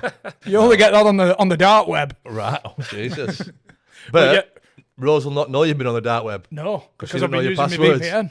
Yeah. Yeah, because I keep all them, all my bank details, my passwords, all those things you don't want to get people getting their hands on. Some would say military-style security. Military style. That's what you're talking about, Chris. Lock and key with my NordVPN, because basically you can use your NordVPN to bounce your location and watch those games abroad, get that cheaper Netflix account, watch those series that's only available in different countries, and military style security, like you said, keep everything under lock and key. And because you're watching the show, we've got an offer. 4 months free? 4 months free, plus a 30-day money-back guarantee. You can't get better than that. No. It's worth a go. Can innit? you? I There's a lot of challenge benefits. anybody to find it a better offer than that is. 4 I months think it's the free. best deal we do. Yeah, 100%. Best deal we do. So just follow the link in the description. Click straight through nordvpn.com/cosh. You turn out for reserves a few times at Burnley. Yeah, well, Can I get that 300th, weren't you? no, well, part of it. So I've always loved, when you get good young players. And when I came in at Burnley, the first thing I spotted was Jay Rodriguez, who was, I don't know if he was 16 or 17 at the time. And I sent him up to Scotland to my pal at Stirling Albion, Alan Moore, for 3 months loan at the end of that season, to play with men and get bashed about and everything else. And he did, and he came back better for it. And then, because I was at the time I was still fit enough, I played half a dozen reserve games with him, because I recognised how good a player he was going to be. But what I wanted, when something happened as strikers, when it happened instantaneously, I wanted to be there to say, no, hold on, this is what you need to do. Instead of shouting from 50, 60 yards away when the point's lost upon you, I was able to. So even the game was going on, I was saying, oh, right, Jay. So me and Jay would be standing here as we are the game going on the reserve game, because ultimately the result of the reserve game wasn't important. What was important was his development, and I was still mobile enough to get about in the pitch that I could still help the team. I'd only play for about 60 minutes, then come off. But the important thing was to help him.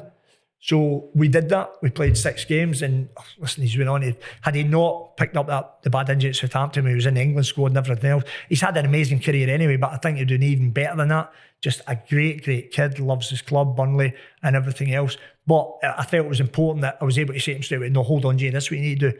And all of a sudden, he picks everything up quick. Next minute, he's coming in every week, scoring goals, coming off the bench, then you're ready to become a starter. The only thing that kind of pissed him off a little bit was I outscored him in the 6 games. But anyway, but I was only 43. No, listen, what That is going the extra mile, that, isn't it? Like, Well, I can just imagine referee telling you, get back in your technical area. No, Fuck it, I'm going to play. Well, see, on that, actually, we used to play reserve games at Accrington, and we'd win into the Premier League, so it was the start of that season. Anyway, as we roll in, the Sky trucks are there. And you remember they used to have the blooper of the week. The Sky used to do blooper of the week, they used to do goal of the week. Somebody made the biggest mistake, somebody scored the best goal, everything else. Anyway, I've seen the Sky cameras, so I thought, this is the Sky cameras here for. I said, what? It's not often you get a Premier League manager playing in a reserve game. That's when I was in, playing with Jay. And I'm thinking to myself, right, okay. So I'm going out and I'm thinking, oh, no. Russia now. Going mate, and it's got to be judged. First ball came up to, I went to control it. It hit my knee, it went about 50 yards the other way, right? And I'm like myself, oh my God, they're going to be showing this clown. Look at this clown. He still thinks he can do it. Look at him. Exactly, but I was only playing. Anyway, as luck would have it, just the build up to the half time, ball get played into me inside the box where I was okay. Young defender came in and flicked over his head. Another one just took by him, and then I've reverse lobbed it into the far corner. So anyway, goal of the week. Couldn't have wrote a script, right? I'm like, Sandy, right, take me off. But the reverse of that was from my first touch, where the ball was going out of fit. I thought to myself, they show that, oh my God. Anyway, that's what football does to you, doesn't it? I know we had Clark Carlisle on, and he was very complimentary on how you dealt with him and stuff. It was a different situation because for such an outstanding man, first and foremost, obviously there's troubles and different things, and he would have that kind of period where he would, from 95%, I can't tell you how good he was, but he'd have those difficult moments, difficult weeks, whatever it was. And I remember we went to Doncaster, and he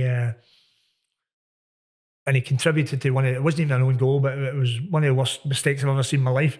Anyway, but that came in the back of 2 or 3 games when he hadn't been at himself. And then I put him in the following week. I said, Clark, come on, what's going on? We've always been honest.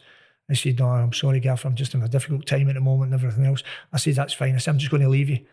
He says, no, please don't leave. I said, Clark, I'll back you to the help. You know that. Well, you know I'm there for you. We'll do anything we can to help. We know that. I said, but ultimately I can't affect the team. The team's my priority as much as I'm going to help you along your journey and everything else. And he says, no, I know. He says, but go, I'll get my head right. I said, well, I'll watch the next 2 days training. If you don't get it, then you're not playing. If you get back to what you're capable of. Anyway, I says, because I've watched the last 3 games. He says, I know. He says, a matter of fact, Gaffer, I've just realised I've doing more of my shin guards the last 3 games. My head's been, right, so just in one of those spaces. But the first 2 games he can't get away with. The third game, I thought he was well Red below. flags. Why? Because Clark Carlisle could hang your hat on every day. Him and Stevie Colwell, Michael Duff, the defenders I had when the boys just played against, really, really good players. And Clark Carlisle, he was outstanding for me. I can't speak high enough about him. So anyway, to be fair, I watched the next couple of days training. That was the Monday I spoke to him, the Tuesday, the off Wednesday, we trained the Thursday. And he was better. Then I put him in the Friday again. I said, I'm still not happy, Clark. It's just not sitting comfortable with me. He says, no, Gaffer, I swear I'm over it. I said, well, okay, last chance saloon. I'm going to play you tomorrow. But if it is, then that's it. Or I'll even take you off early into the game. To be fair, he went out, and that was him, never looked back. But he had that blip within that season because the season we were promoted, we'd started really, we had a brilliant pre-season. When I came in, sorry, I should maybe give a bit of context to it. We'd sold Andy Gray in the January to Charlton for Alan Pardew was the manager and came on. They want him really strongly. Anyway, I ended up getting $2 million for him. I won that $1.5 million plus $500,000 add-ons. But what I did is I went to Sunderland. I got Andy Cole on loan for the same salary as I was paying Andy Gray. So Andy Gray was a good player, but so was Andrew Cole. He was brilliant for me. Even at that age? Oh, yeah, he would be the first to tell you from 40 yards to the goal mouth, he was sensational. Still passed the ball like a Champions League player. What he couldn't do was he couldn't do the same high intensity against the ball as what he'd done before. But with the ball, he was different class. So he credited you for that as well, didn't he? He said he never felt as young. Yeah. He felt young again. Coley, yeah. I mean, I wanted to re-sign Coley, but we didn't have a lot of money at the time. And he ended up going to sign for Nottingham Forest, gave him a really good deal. And we played Forest, and actually I think it was Coley's last game. We end up beating Forest 2-1 at Forest. Greza scored both the goals. These 2 free kicks and a free kick and a penalty. Anyway, and then I grabbed him the way off. He said, oh, Gaffer, I should never have left. I said, what? He says, I loved it. He says, but I'm not enjoying this. And I think that was the last game he played. I don't think he played after that, which was because he could have still, would have been brilliant for us. But ultimately, Forrest came in with a great deal and everything else. But yeah, we loved having him about. He passed the ball like a Champions League player. He made the training better, which made the players better, which made us better. He scored one of the best hat tricks I've ever seen at Queen's Park Rangers. Queen's Park Rangers were 2-0 up against us. Anyway, Coley scored a left foot volley, I think just before half time, 2-1. Came out in the second half. He scored a right foot on the header, perfect hat trick. And Big Addy Akinbaye, Big Addy scored another one, won 4-2. But Coley, one of the best hat tricks I've ever seen in my life. And what he brought to the group was, so my point is, I'd get $2 million in and we became a better team, in that period.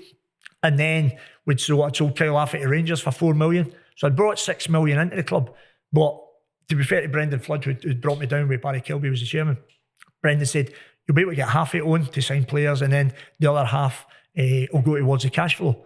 I said, that's fine. So I had $3 million to spend or thereabouts. So I'd signed we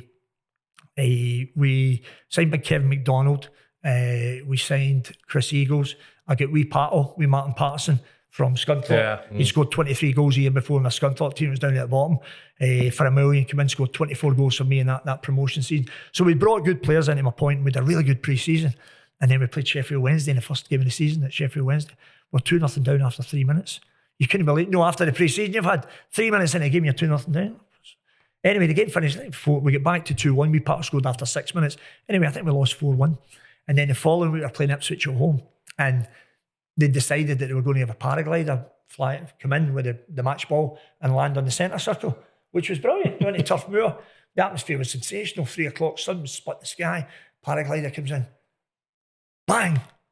Into the old roof where the dressing room was. Broke his leg. The guy was trapped in the roof, broke his leg, had to evacuate that stand.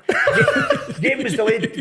Chop ball down, lad. Chop ball down. The game was delayed for 2 hours. Right? Game kicked off at 5 o'clock. Ipswich was 3-0, 3 own goals. It was just if you want the perfect day for your football, this was just the exact opposite. Right? You couldn't. So there we are. We're sitting with no points, -6 of a goal difference after 2 games.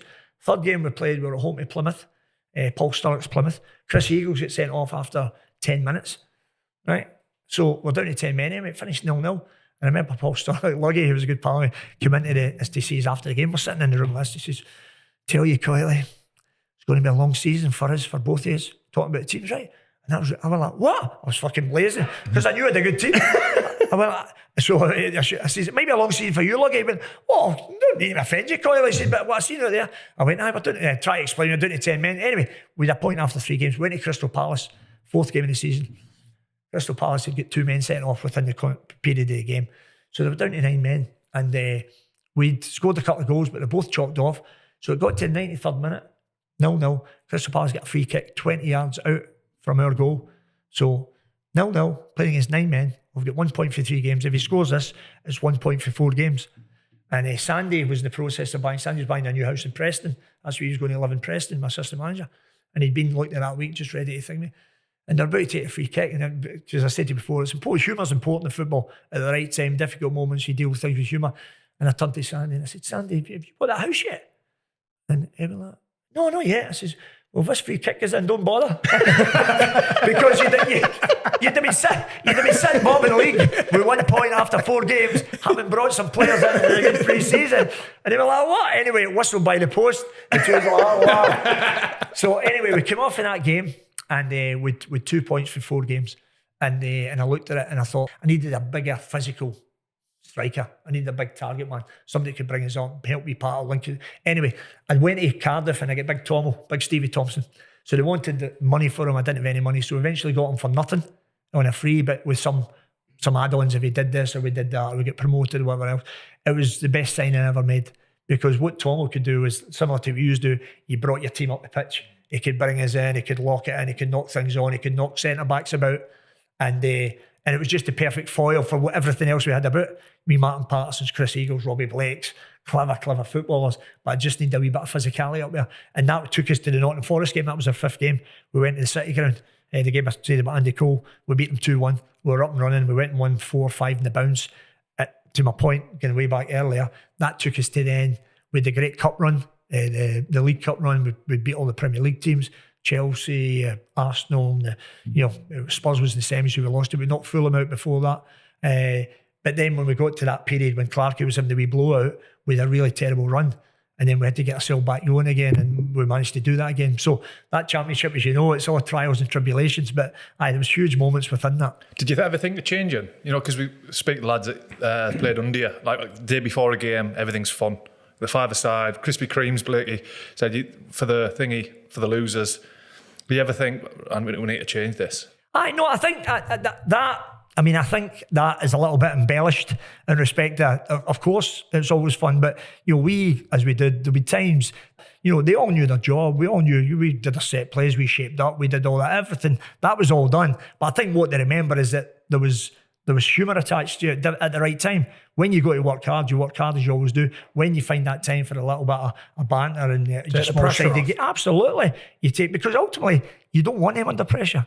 As I always say to mine, don't you worry about it. I'll deal with that. Let me, I'm old enough, ugly enough to deal with that. Your job is to go and play and not feel any burden or everything else. But in terms of how we prepared, everybody knew their job. Everybody knew where they need to be and everything else. And I think, of course, you remember little things like that and then different stuff. But, there's nobody, and they'll tell you, there'll be nobody wanting to win games more than me in that drive. And actually talking about it, but wee Blakey, there was that cup run, we were playing at Wolves. So Wolves were going to win the league that year, if you remember.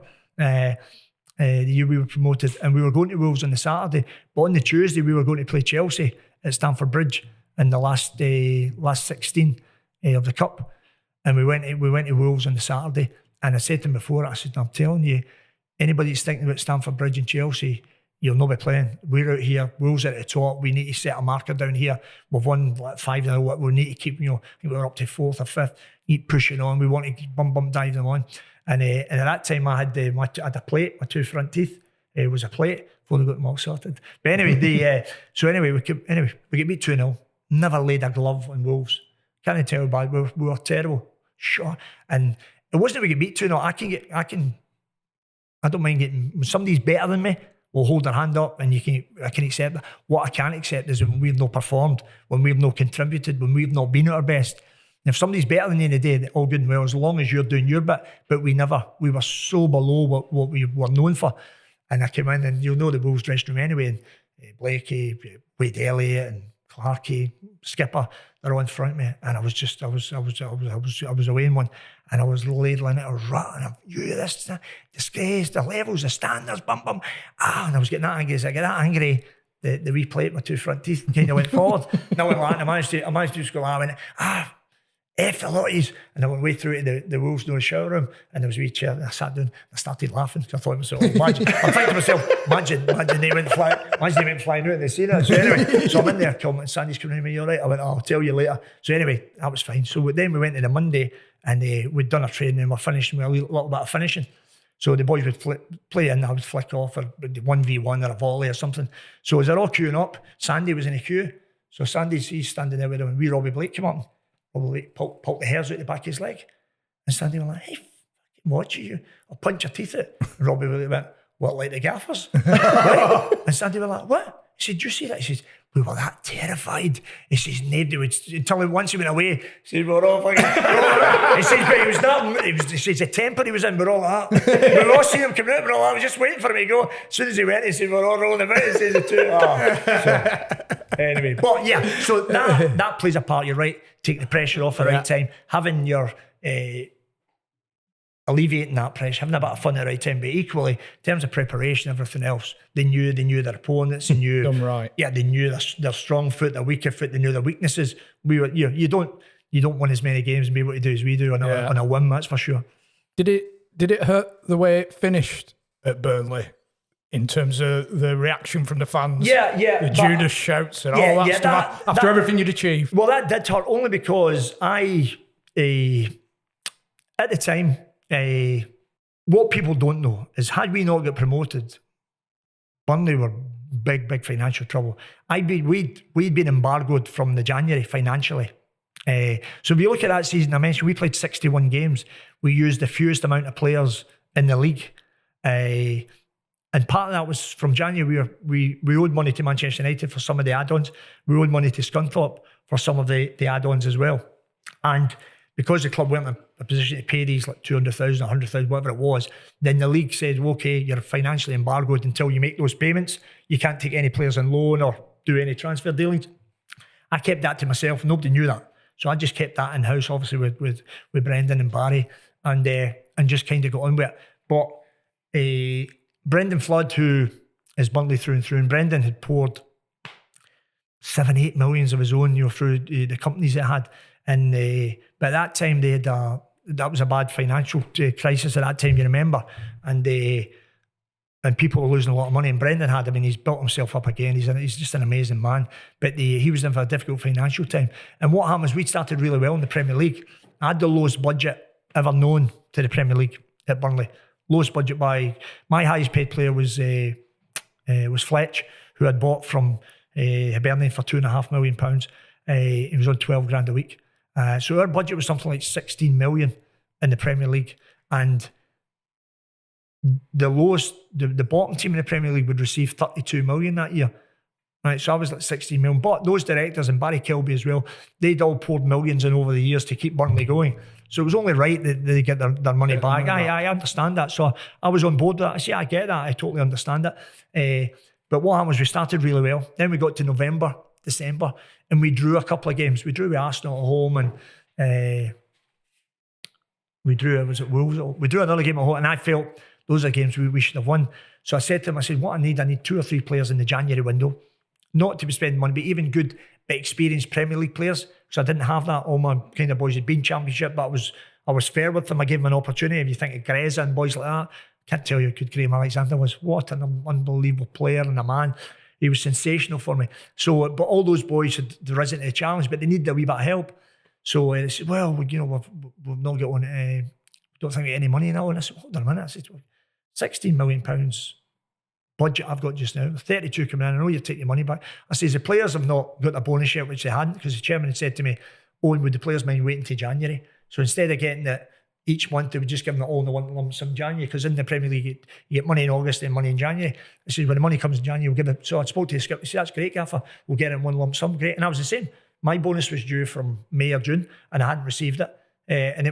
He said to me, would you wait? I said, I'll wait, no problem, no, you're good for it. And that's the wee bit when I left, when he says I left for money.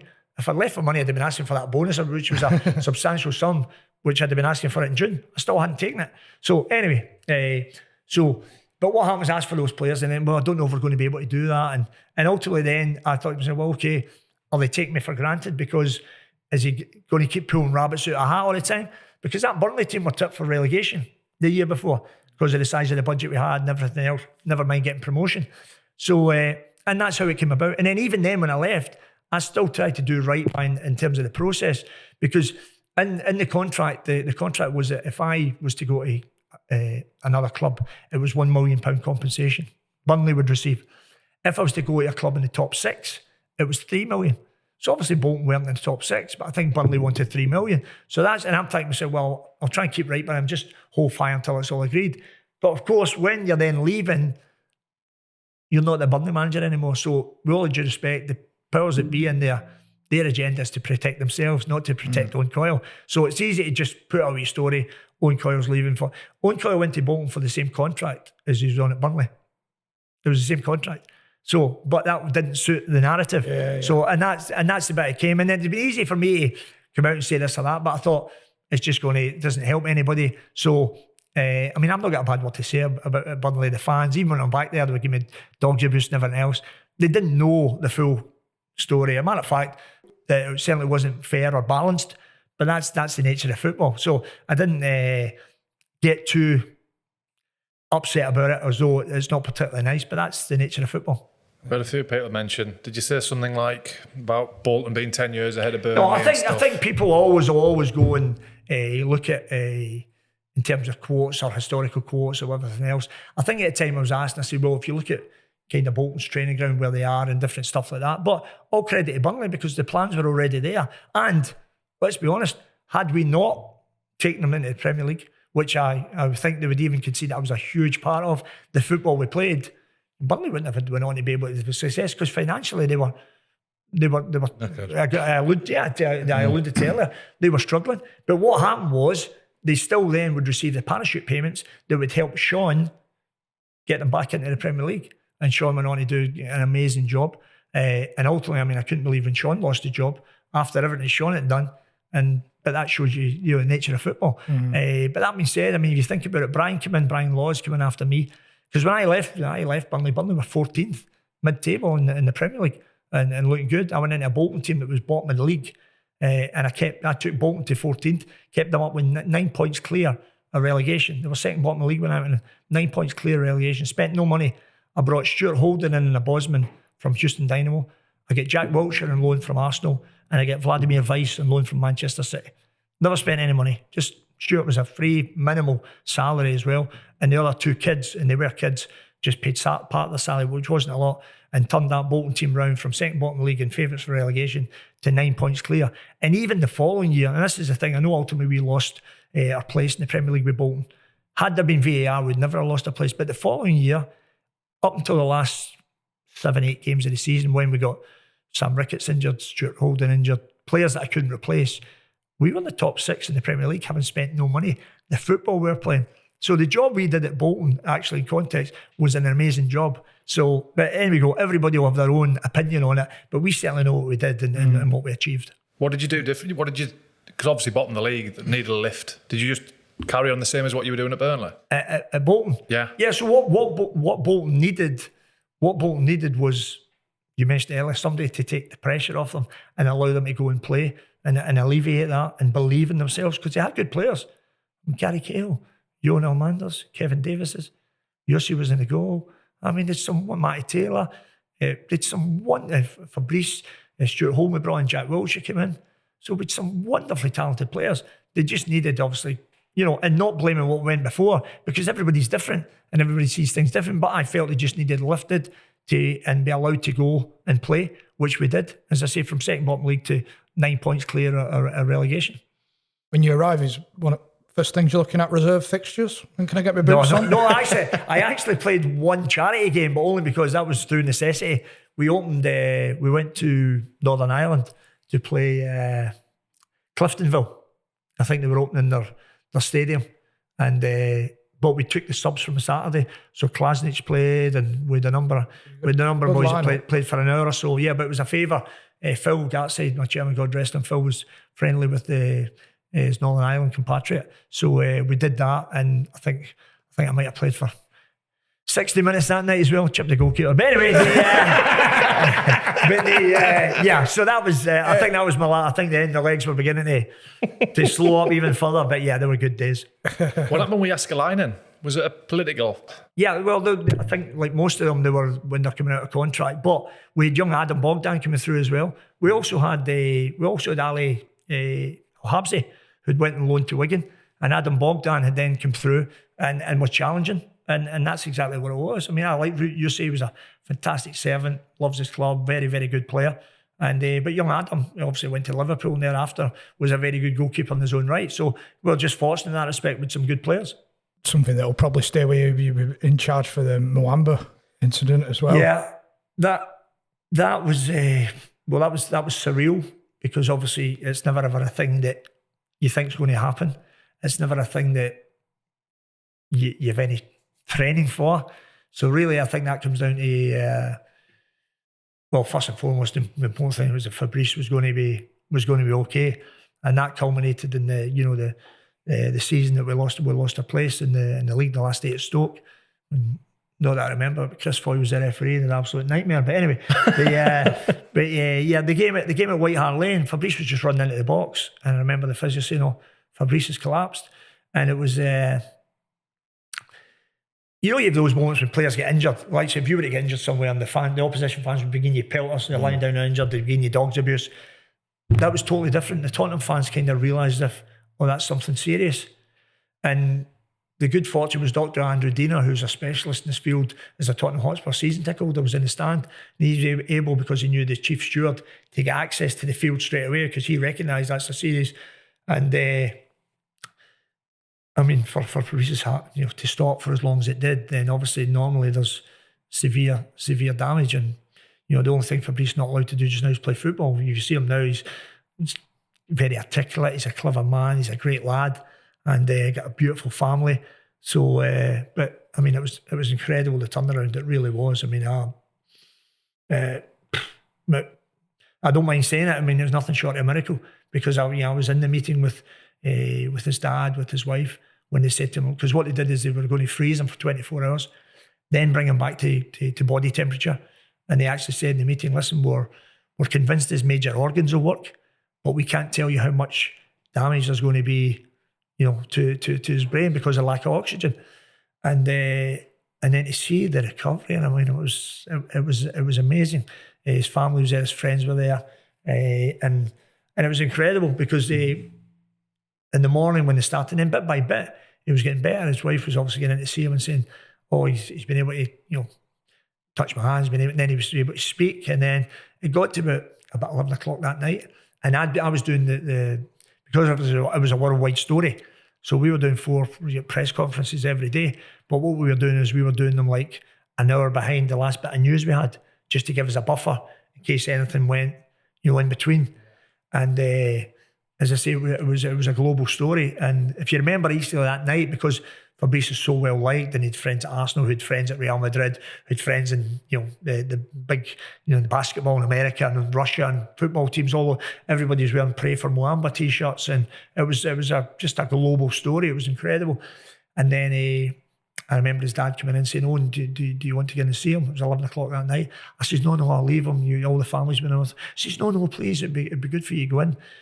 And what happened was because obviously I'd just had what I had, I'd been our press, Mark Alderton was the press officer. He said, "Oh, here, listen, use my tie, change your tie because you're wearing the same tie all the time for your last press conference." So I put this, which was a different tie from the players and staff tie, players and coaching staff. It was like the kind of club tie, a director's tie. So anyway, I put it on, went and did the press, and I came back in, obviously, to see Fabrice. And they were, such clever people, because what the last thing it was going to come was his short-term memory. Everything else was coming back. But what they put on a big whiteboard, just for example, if Fabrice was lying in bed here, there was a big whiteboard there that says, "My name is Fabrice Muamba. I'm a professional footballer, played for Bolton Wanderers, played for Arsenal, Birmingham. I had an accident versus Tottenham Hotspur in a cup game at White Hart Lane." So when he woke up, he was able to read it, and he wasn't getting frustrated. I mean, really, really clever people. So I came in, and as I say, his long-term memory was obviously coming back. He says, "Oh, Gaffer, great to see you." I think, my God, after everything this boy's been through. I said, "Great to see you, Fabrice. How are you?" He says, Yeah, good. Obviously, that stuff's helping. I says, "Great." But just chatting away a long time. He says, "Oh, Gaffer, is that a new tie?" It was, and I was astounded. I said, I was kind of choked back. I said, sorry, Fabrice, is that new? That's a different tie. I said, yeah, it's actually Mark Lott's the director's tie, Fabrice. He says, I haven't really seen that one before. I said, yeah, and I thought to myself, my God, what, to come from where he's been, and then bit by bit, he was getting better. So I think that actually helped, because I don't think the players could have played on, if I'm honest. There was a lot of them, you can imagine, because you've been there. If that's happened to one of your teammates, then it's only natural you think, well, if that happens to Fabrice, who's as fit as a fiddle, that could also happen to me. So there's that. And then our game on the Saturday was postponed. It was against Blackburn Rovers, was postponed. Then we never played for 2 weeks. And then I brought them all in. I said, listen, none of you have to play. You don't have to play. If you think you're okay to play, that's fine. If you think you're not, because I think even Martin Petrov was with me, and one of his best friends is Stilian Petrov, and he was going through a really tough time as well. I don't know if he'd cancer. Stilian had an outstanding man, Stilian. So, and I said to Martin, nobody has to play. At the end of the day, we all love football. I only do family and football, but your family's more important than what your football is. Football will come after that. So anyway, they said, I think what happened was because Fabrice was getting better and the boys knew he was getting better, they felt, okay, we'll be able to go and play again. But obviously then we were games behind, we were kind of playing catch up.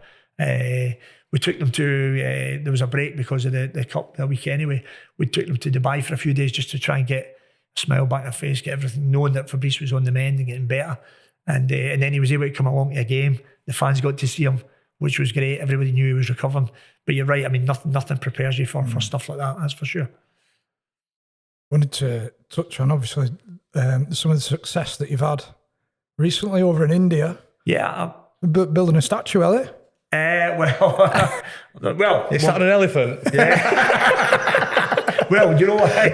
There's I've got to say, we loved the experience. I mean, obviously, first year we went, you were able to travel to the different opposing teams, and then the last 2 years have been the bio bubble. So that's been a real challenge, because the whole league took place in Goa, and the beach was literally where those small-sided goals were there. But you weren't allowed to go to the beach because we could only go from the hotel to training, come back, go to the match, come back. Couldn't interact with anybody because you're all in the bubble for fear of COVID. And if you think of the population, 1.3 billion, I think they had three really bad different periods of COVID. So you can imagine with the population why it was so protective of it. That being said, the football was great. We got the football played. Obviously, we were champions from a small team.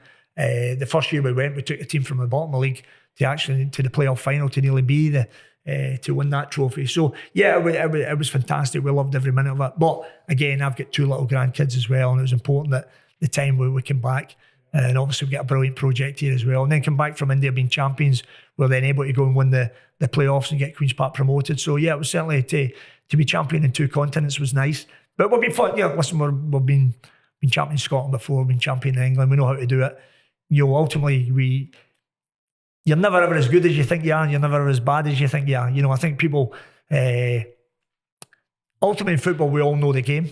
But what happens is, and I can mention these 2 lads because they were both great players, good players help you to achieve things. Getting the right players at the right time. Of course, sometimes you need a little bit bouncing the ball and a bit of this, but in the main, good players help you to achieve what you need. We know how to get winning teams. We know how to get the best out of players. We're so thankful and blessed to be in the game. It doesn't get any better. I mean, it's the best game in the world. I used to have this argument when I was in America, because obviously they love their American sports and they talk about the American football. What they don't realise is football is the only game, if you think about it, that you've got all your other games and people are hugely talented at what they do. But at football, you've got to do it with your feet. Every other game really, if you think about it, is hand-to-eye coordination, bats and balls and different stuff. This is the only game when you're running, boys are running maximum speed and they've still got to hit a 60-yard, they've got to fire one in the top corner. That's why this game's the best game in the world, without doubt. And it costs next to nothing to play. You don't need loads and loads of equipment. Yeah. You just need to find something that resembles a ball and away you go. I just want to... did you know that you needed snookers when you got the Blackburn job, just for the Burnley connection? Yeah. See, in fairness to that, because I've laughed. I know Big Danny tells the story at Rotherham, which is actually true. So talk about finding humour. Not too much that Danny Graham says is true, but that one is. No, I loved him to bits. I get Danny in a Bosman, Charlie Mulgrew in the Bosman, Ryan Nyambe's debut, Scott Wharton's debut. The amount of stuff we did there was incredible, and it was against all odds. In truth, I should never ever have taken the job, only because I'd been a hugely successful Burnley manager. And the rivalry between Burnley and Blackburn is incredible. I'd come back from America because my oldest daughter was getting married. So I see I've got 2 grandkids now. And I'd been offered a chance to speak to Burnley up in Scotland. But Blackburn, the training ground's like a mile from my house.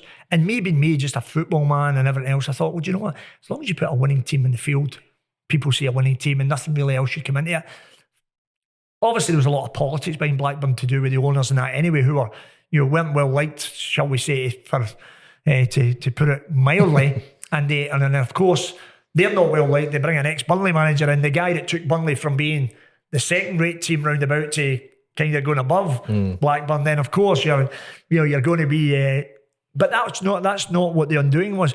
What happened was they then sold our 2 best players for £12 million. Grant Hanley to Newcastle and Shane Duffy to Brighton for £12 million. Now, those, you know, because you played that league, those 2 centre-backs get you up towards the top 6, particularly the ones we had. We had Danny Graham at striker, your Challen boys. Anyway, so they sold them for £12 million, and then they told me that I had one of the salaries, not the 2 of the salaries, one of the salaries to replace the 2 players. So I didn't even have each of the salary to go and get 2 loans at Bosman. So they took the £12 million in. Anyway, I says, right, okay, we'll get on with it and do. And of course, we had a difficult start. But when we left, we'd actually played quite well and turned the corner. Well, I've got no doubt we'd done well. But part of that was, even then in January, I had 5 players lined up to come in.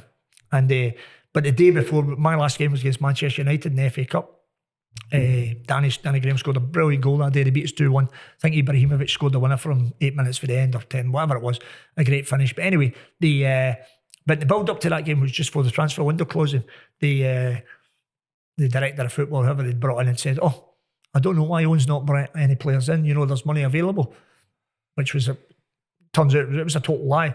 So I did my press conference the day, but I said, "Well, I don't know where the money is because there's the 5 players there and I named the 5 players." So I think what happened ultimately, the owners were happy when I was getting the flack. Yeah. But as soon as I mentioned, well, hold on a minute, there's 5 players I was wanting to sign. They actually, in that January, they actually sold Ben as well, Ben Marshall, for $3 million to Wolves. So we'd sold £15 million of players when I came into Blackburn. I only spent £250,000 on Derek Williams, who was the player of the year. Who was the player of the year that the season I was there. He won the player of the year. So they brought all that money in, and that's why Paul left, Paul Lambert, because Paul had come in the previous year and did really well. They started really well, and they got to February and they sold Jordan Rhodes for $10 million, and they said to Paul, right, we're going to give you Jordan Rhodes money plus another $20 million, and we'll put the budget up a bit, and then we'll have a real go at getting back to the Premier League. Paul thought, brilliant. And then from the start of March, Paul lost 5 games out of 6, or 6 games out of 8, and a couple of draws, but never won. And then when they went to their next meeting, and Paul says, right, okay, we've got our plans, we've got our players. Oh, no, forget that, we're going to cut the budget. Paul said, hold on, you told me I was getting. Paul said, well, I'll not be staying then. So Paul obviously left. I'd been American, obviously I was coming back to say because my daughter was getting married. And then obviously the job, I thought, well, you're a mile from the training ground. And then I was in 3 weeks, and those 2 centre-backs were sold. And of course, the fans never wanted you anyway. And the other thing about that was as well that there was a section of fans that never came to the home games because they want to give the owners of venues, but not giving them money. But they turn up at the away games. But obviously, at the away games, they hated me anyway, or the venues, or we hated us together. But that Rotherham game, I remember it well. And we were doing well, 1 each, we were battering. It was waves of attack to get the win. And Rotherham away is a tough venue. And as Danny said, they were saying, Owen Coyle, you're allowed to say it on here. Yeah. Anyway, a W, and then they're singing away. But the ball came, and I did a 1/4 volley. And I'm thinking, I've heard this for about 20 minutes. And you can see the players, because I'm not one of them getting frightened as much as I'm getting a bit of stick. Although they're probably delighted. It's no me, it's him that's getting it. And I just turned around and I said, no bad for a wanker, boys. So I just think, couldn't have caught it any sweeter.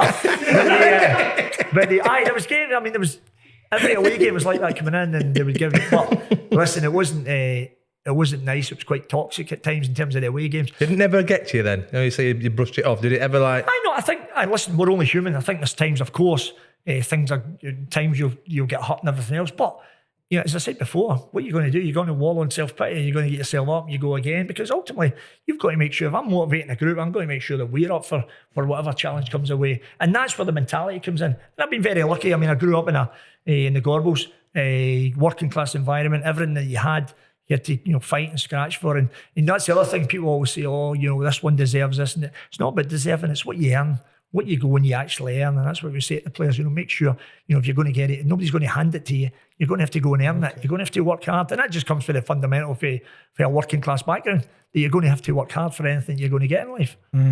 Did you, just before we finish, did you ever think about signing either of us? Actually, the answer to that is yes. I both like. I mean, you played in a really good Preston team that I liked. I chewed admiration. I was actually talking to Sandy about that because we went to Cardiff in that May bank holiday, and Cardiff beat us 2-1. Ross McCormick scored the winner, and that kind of put them in a position like for automatic promotion, if you remember.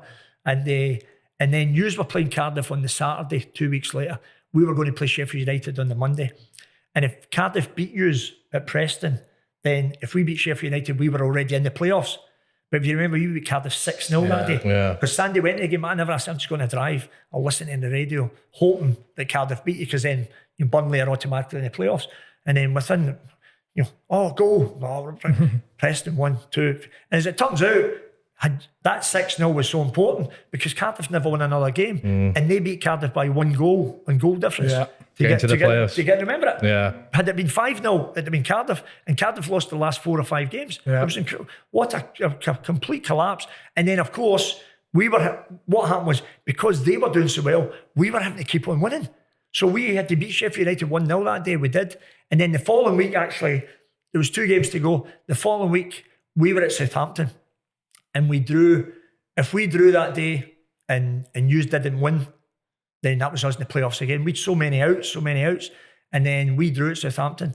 Your game was, I don't know, it was Birmingham, I think. Birmingham was, yeah, but I don't know if it was a later kick-off. Yeah, it was a late kick-off because we were going to get the flight from Southampton.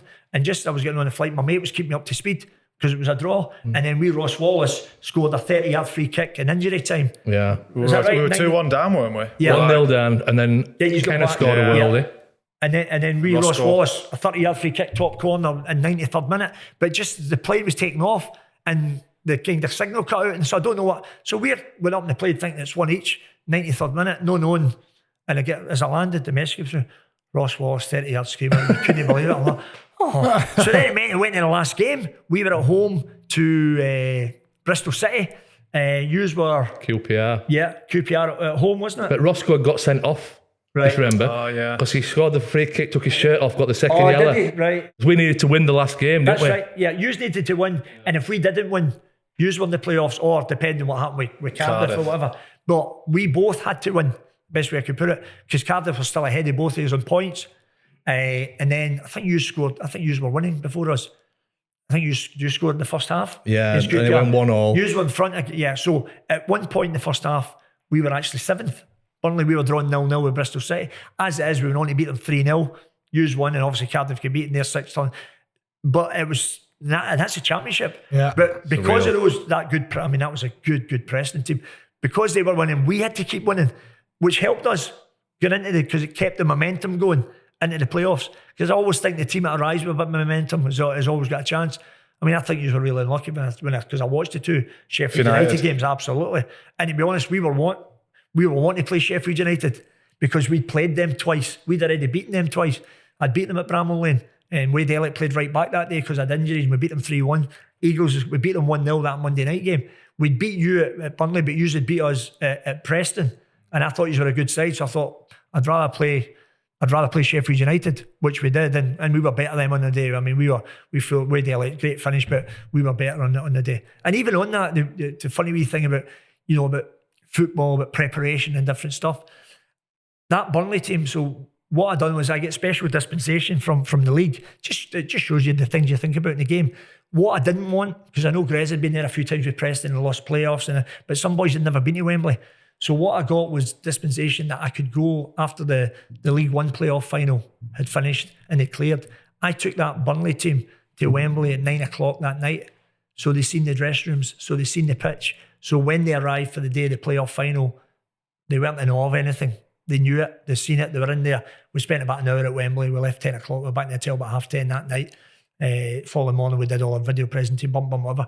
But we just left nothing to chance. So I didn't want anybody coming and freezing, and I just wanted them to play the game.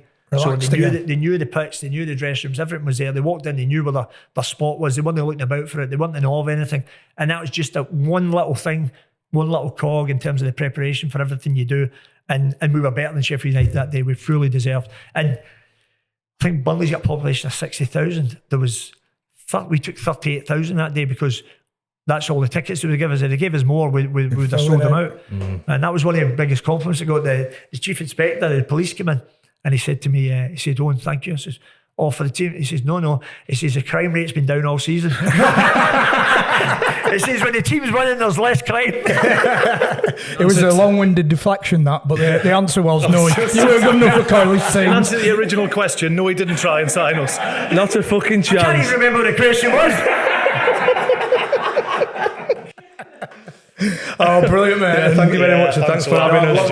All the best for the new project. I know, we're looking forward to it. And listen, hopefully, a couple of months, everything be ready. Please, come back up. To be honest, we've not even touched on half the stuff. I mean, there's a million things I could have told you that we can get back to another day. Really, some really, really funny stuff. That's you're allowed to. You don't need to edit. It'll be all right. Do you still join in the shooting and that? No, there's well, at the end of the day, I can still. You'll love this one just to finish off. So this was I was playing a charity game the other week, and it was at Undr, one of my old clubs, and they were playing our Undr team in '92 played in the European Cup Winners' Cup against Sparta Prague. So it was the Undr Legends team of that. So you can imagine I'm 56, 57, 50, all that kind of age, and we're playing a pro celebrity team, so actors and wrestlers and different stuff. So it was for Lanarkshire Suicide Awareness, a brilliant cause. So I think about 1,200 people turned up, raised loads of money. It was brilliant. And the game was really good. And as good as I've had spells of finishing, I can't tell you how good it was. I was honestly, one goal was better than the next one. One goal was better than the next one. Honestly, 5 goals. I think I scored 5 goals and one became better. You got a fucking Jeff Capes marking you. It was like that's true as well. It was like rolling back the years. But anyway, that's not the funny bit. The funny bit was I went in the second half and I'm running on. As I'm running on, this young guy can by unbelievable build, but mid-30s can flying by me. As he can flying by me, his hand came across. And I thought he tried to kind of slap me in the eye. He obviously never, but as he fell in front of me, I've kicked him. So it was a foul, right? So I fell. So the boys got up, and the boy was blazing, right? And the guy's going, I'll do you in, I'll kill you. I went, oh, easy, pal, relax. So he's went like me. And he went, oh, you ugly, whatever, right? And then, whoa. You can see a lot of things about me, but with all due respect, you can't see I'm ugly, right? Right, so you can see a lot of things, although a lot of people have, but anyway. So I've just went like, so I've actually did this, I went like, hold it! Big loud voice. The whole stadium heard me, everybody, all the fans, they've all just stopped, all the team have stopped. And I'm like, have you got a mirror in the house, pal? Right? The boy was like, he was all over the place, right? He's calling me ugly. I said, you got a mirror in the house? You want to look in those mirrors, pal? No, I'll kill you. So he's trying. So somebody's come in to step, kind of break in between us. So they split it all up. Anyway, end of the game, I've seen the boys shook his hand. How are you, pal? A couple of pictures and all that. Thought that was the end of it. And one of the boys came in and I'm like, you're lucky there, Coyyyyyleeee. I said, how's that? He says, oh, that's that MMA fighter. I says, right. He says, that's an MMA fighter. Something Gorbals. He says, well, his nickname's the Bad Boy. I'm like, aye, right, okay. So anyway, I think the boy, Chris Bungard, nice guy. I mean, nice boy, loves his football. He's passionate like I was. But the funny thing was that night, the boy tweeted, what a fantastic day. Charity game in aid of the Lanarkshire Suicide Awareness. Absolutely brilliant. Everybody loved the game. 6-6, some fantastic individual finishes. We're glad it went to penalties. We won in penalties. I managed to score a goal. What a brilliant day everybody had. Absolutely brilliant. Get it up, you Owen Coyle. Get it up, yeah. Just get it. I listened, I thought it was brilliant. I was laughing at it. I thought, fair play to you. They did win in penalties. But I'm just glad. You've done it at football now. The only fair thing to do is a charity MMA fight. Surely you've got to step into his arena. It certainly won't be me in that ring, that's for sure. Honestly, the boy, some physique he had. I think he's got a championship bout this week. So good luck, pal. Brilliant. No, thank you very much, mate. No, pleasure. Enjoyed that. I think someone got it just quickly. There was did you do staff versus something at Blackburn in the indoor bit? We would normally have a staff. Oh no, we did. We played Dunny and that played. David Dunn and that played. We did one up indoor, and I think we done one on the grass. Yeah. There's some footage of you chipping the keeper, Oh, is there? Aye. and somebody's edited it Right. and just put Coyle, Aye. and then played the chip. Well, aye. Well, we like that when we catch them sweetly. There's nothing wrong with that. So the thing about it is, listen, we all love the game, don't we? You know, and you did it as kids and everything else. But it's I think when you get good groups and good boys and good players, then it's important that you want to win games, but they've got to be in an environment that they enjoy coming to work, they enjoy coming in the door, so we can get the best out of them. And of course, there's a time to work hard, time to focus, time to do all your stuff, and equally there's a time, just a wee bit of downtime that you enjoy being each other's company and everything else. So it's getting the balance, like most things, it's getting the balance. But equally, we play the game because we want to win. Superb, thank you I very love much. that. It's amazing how quickly time goes. I know, man.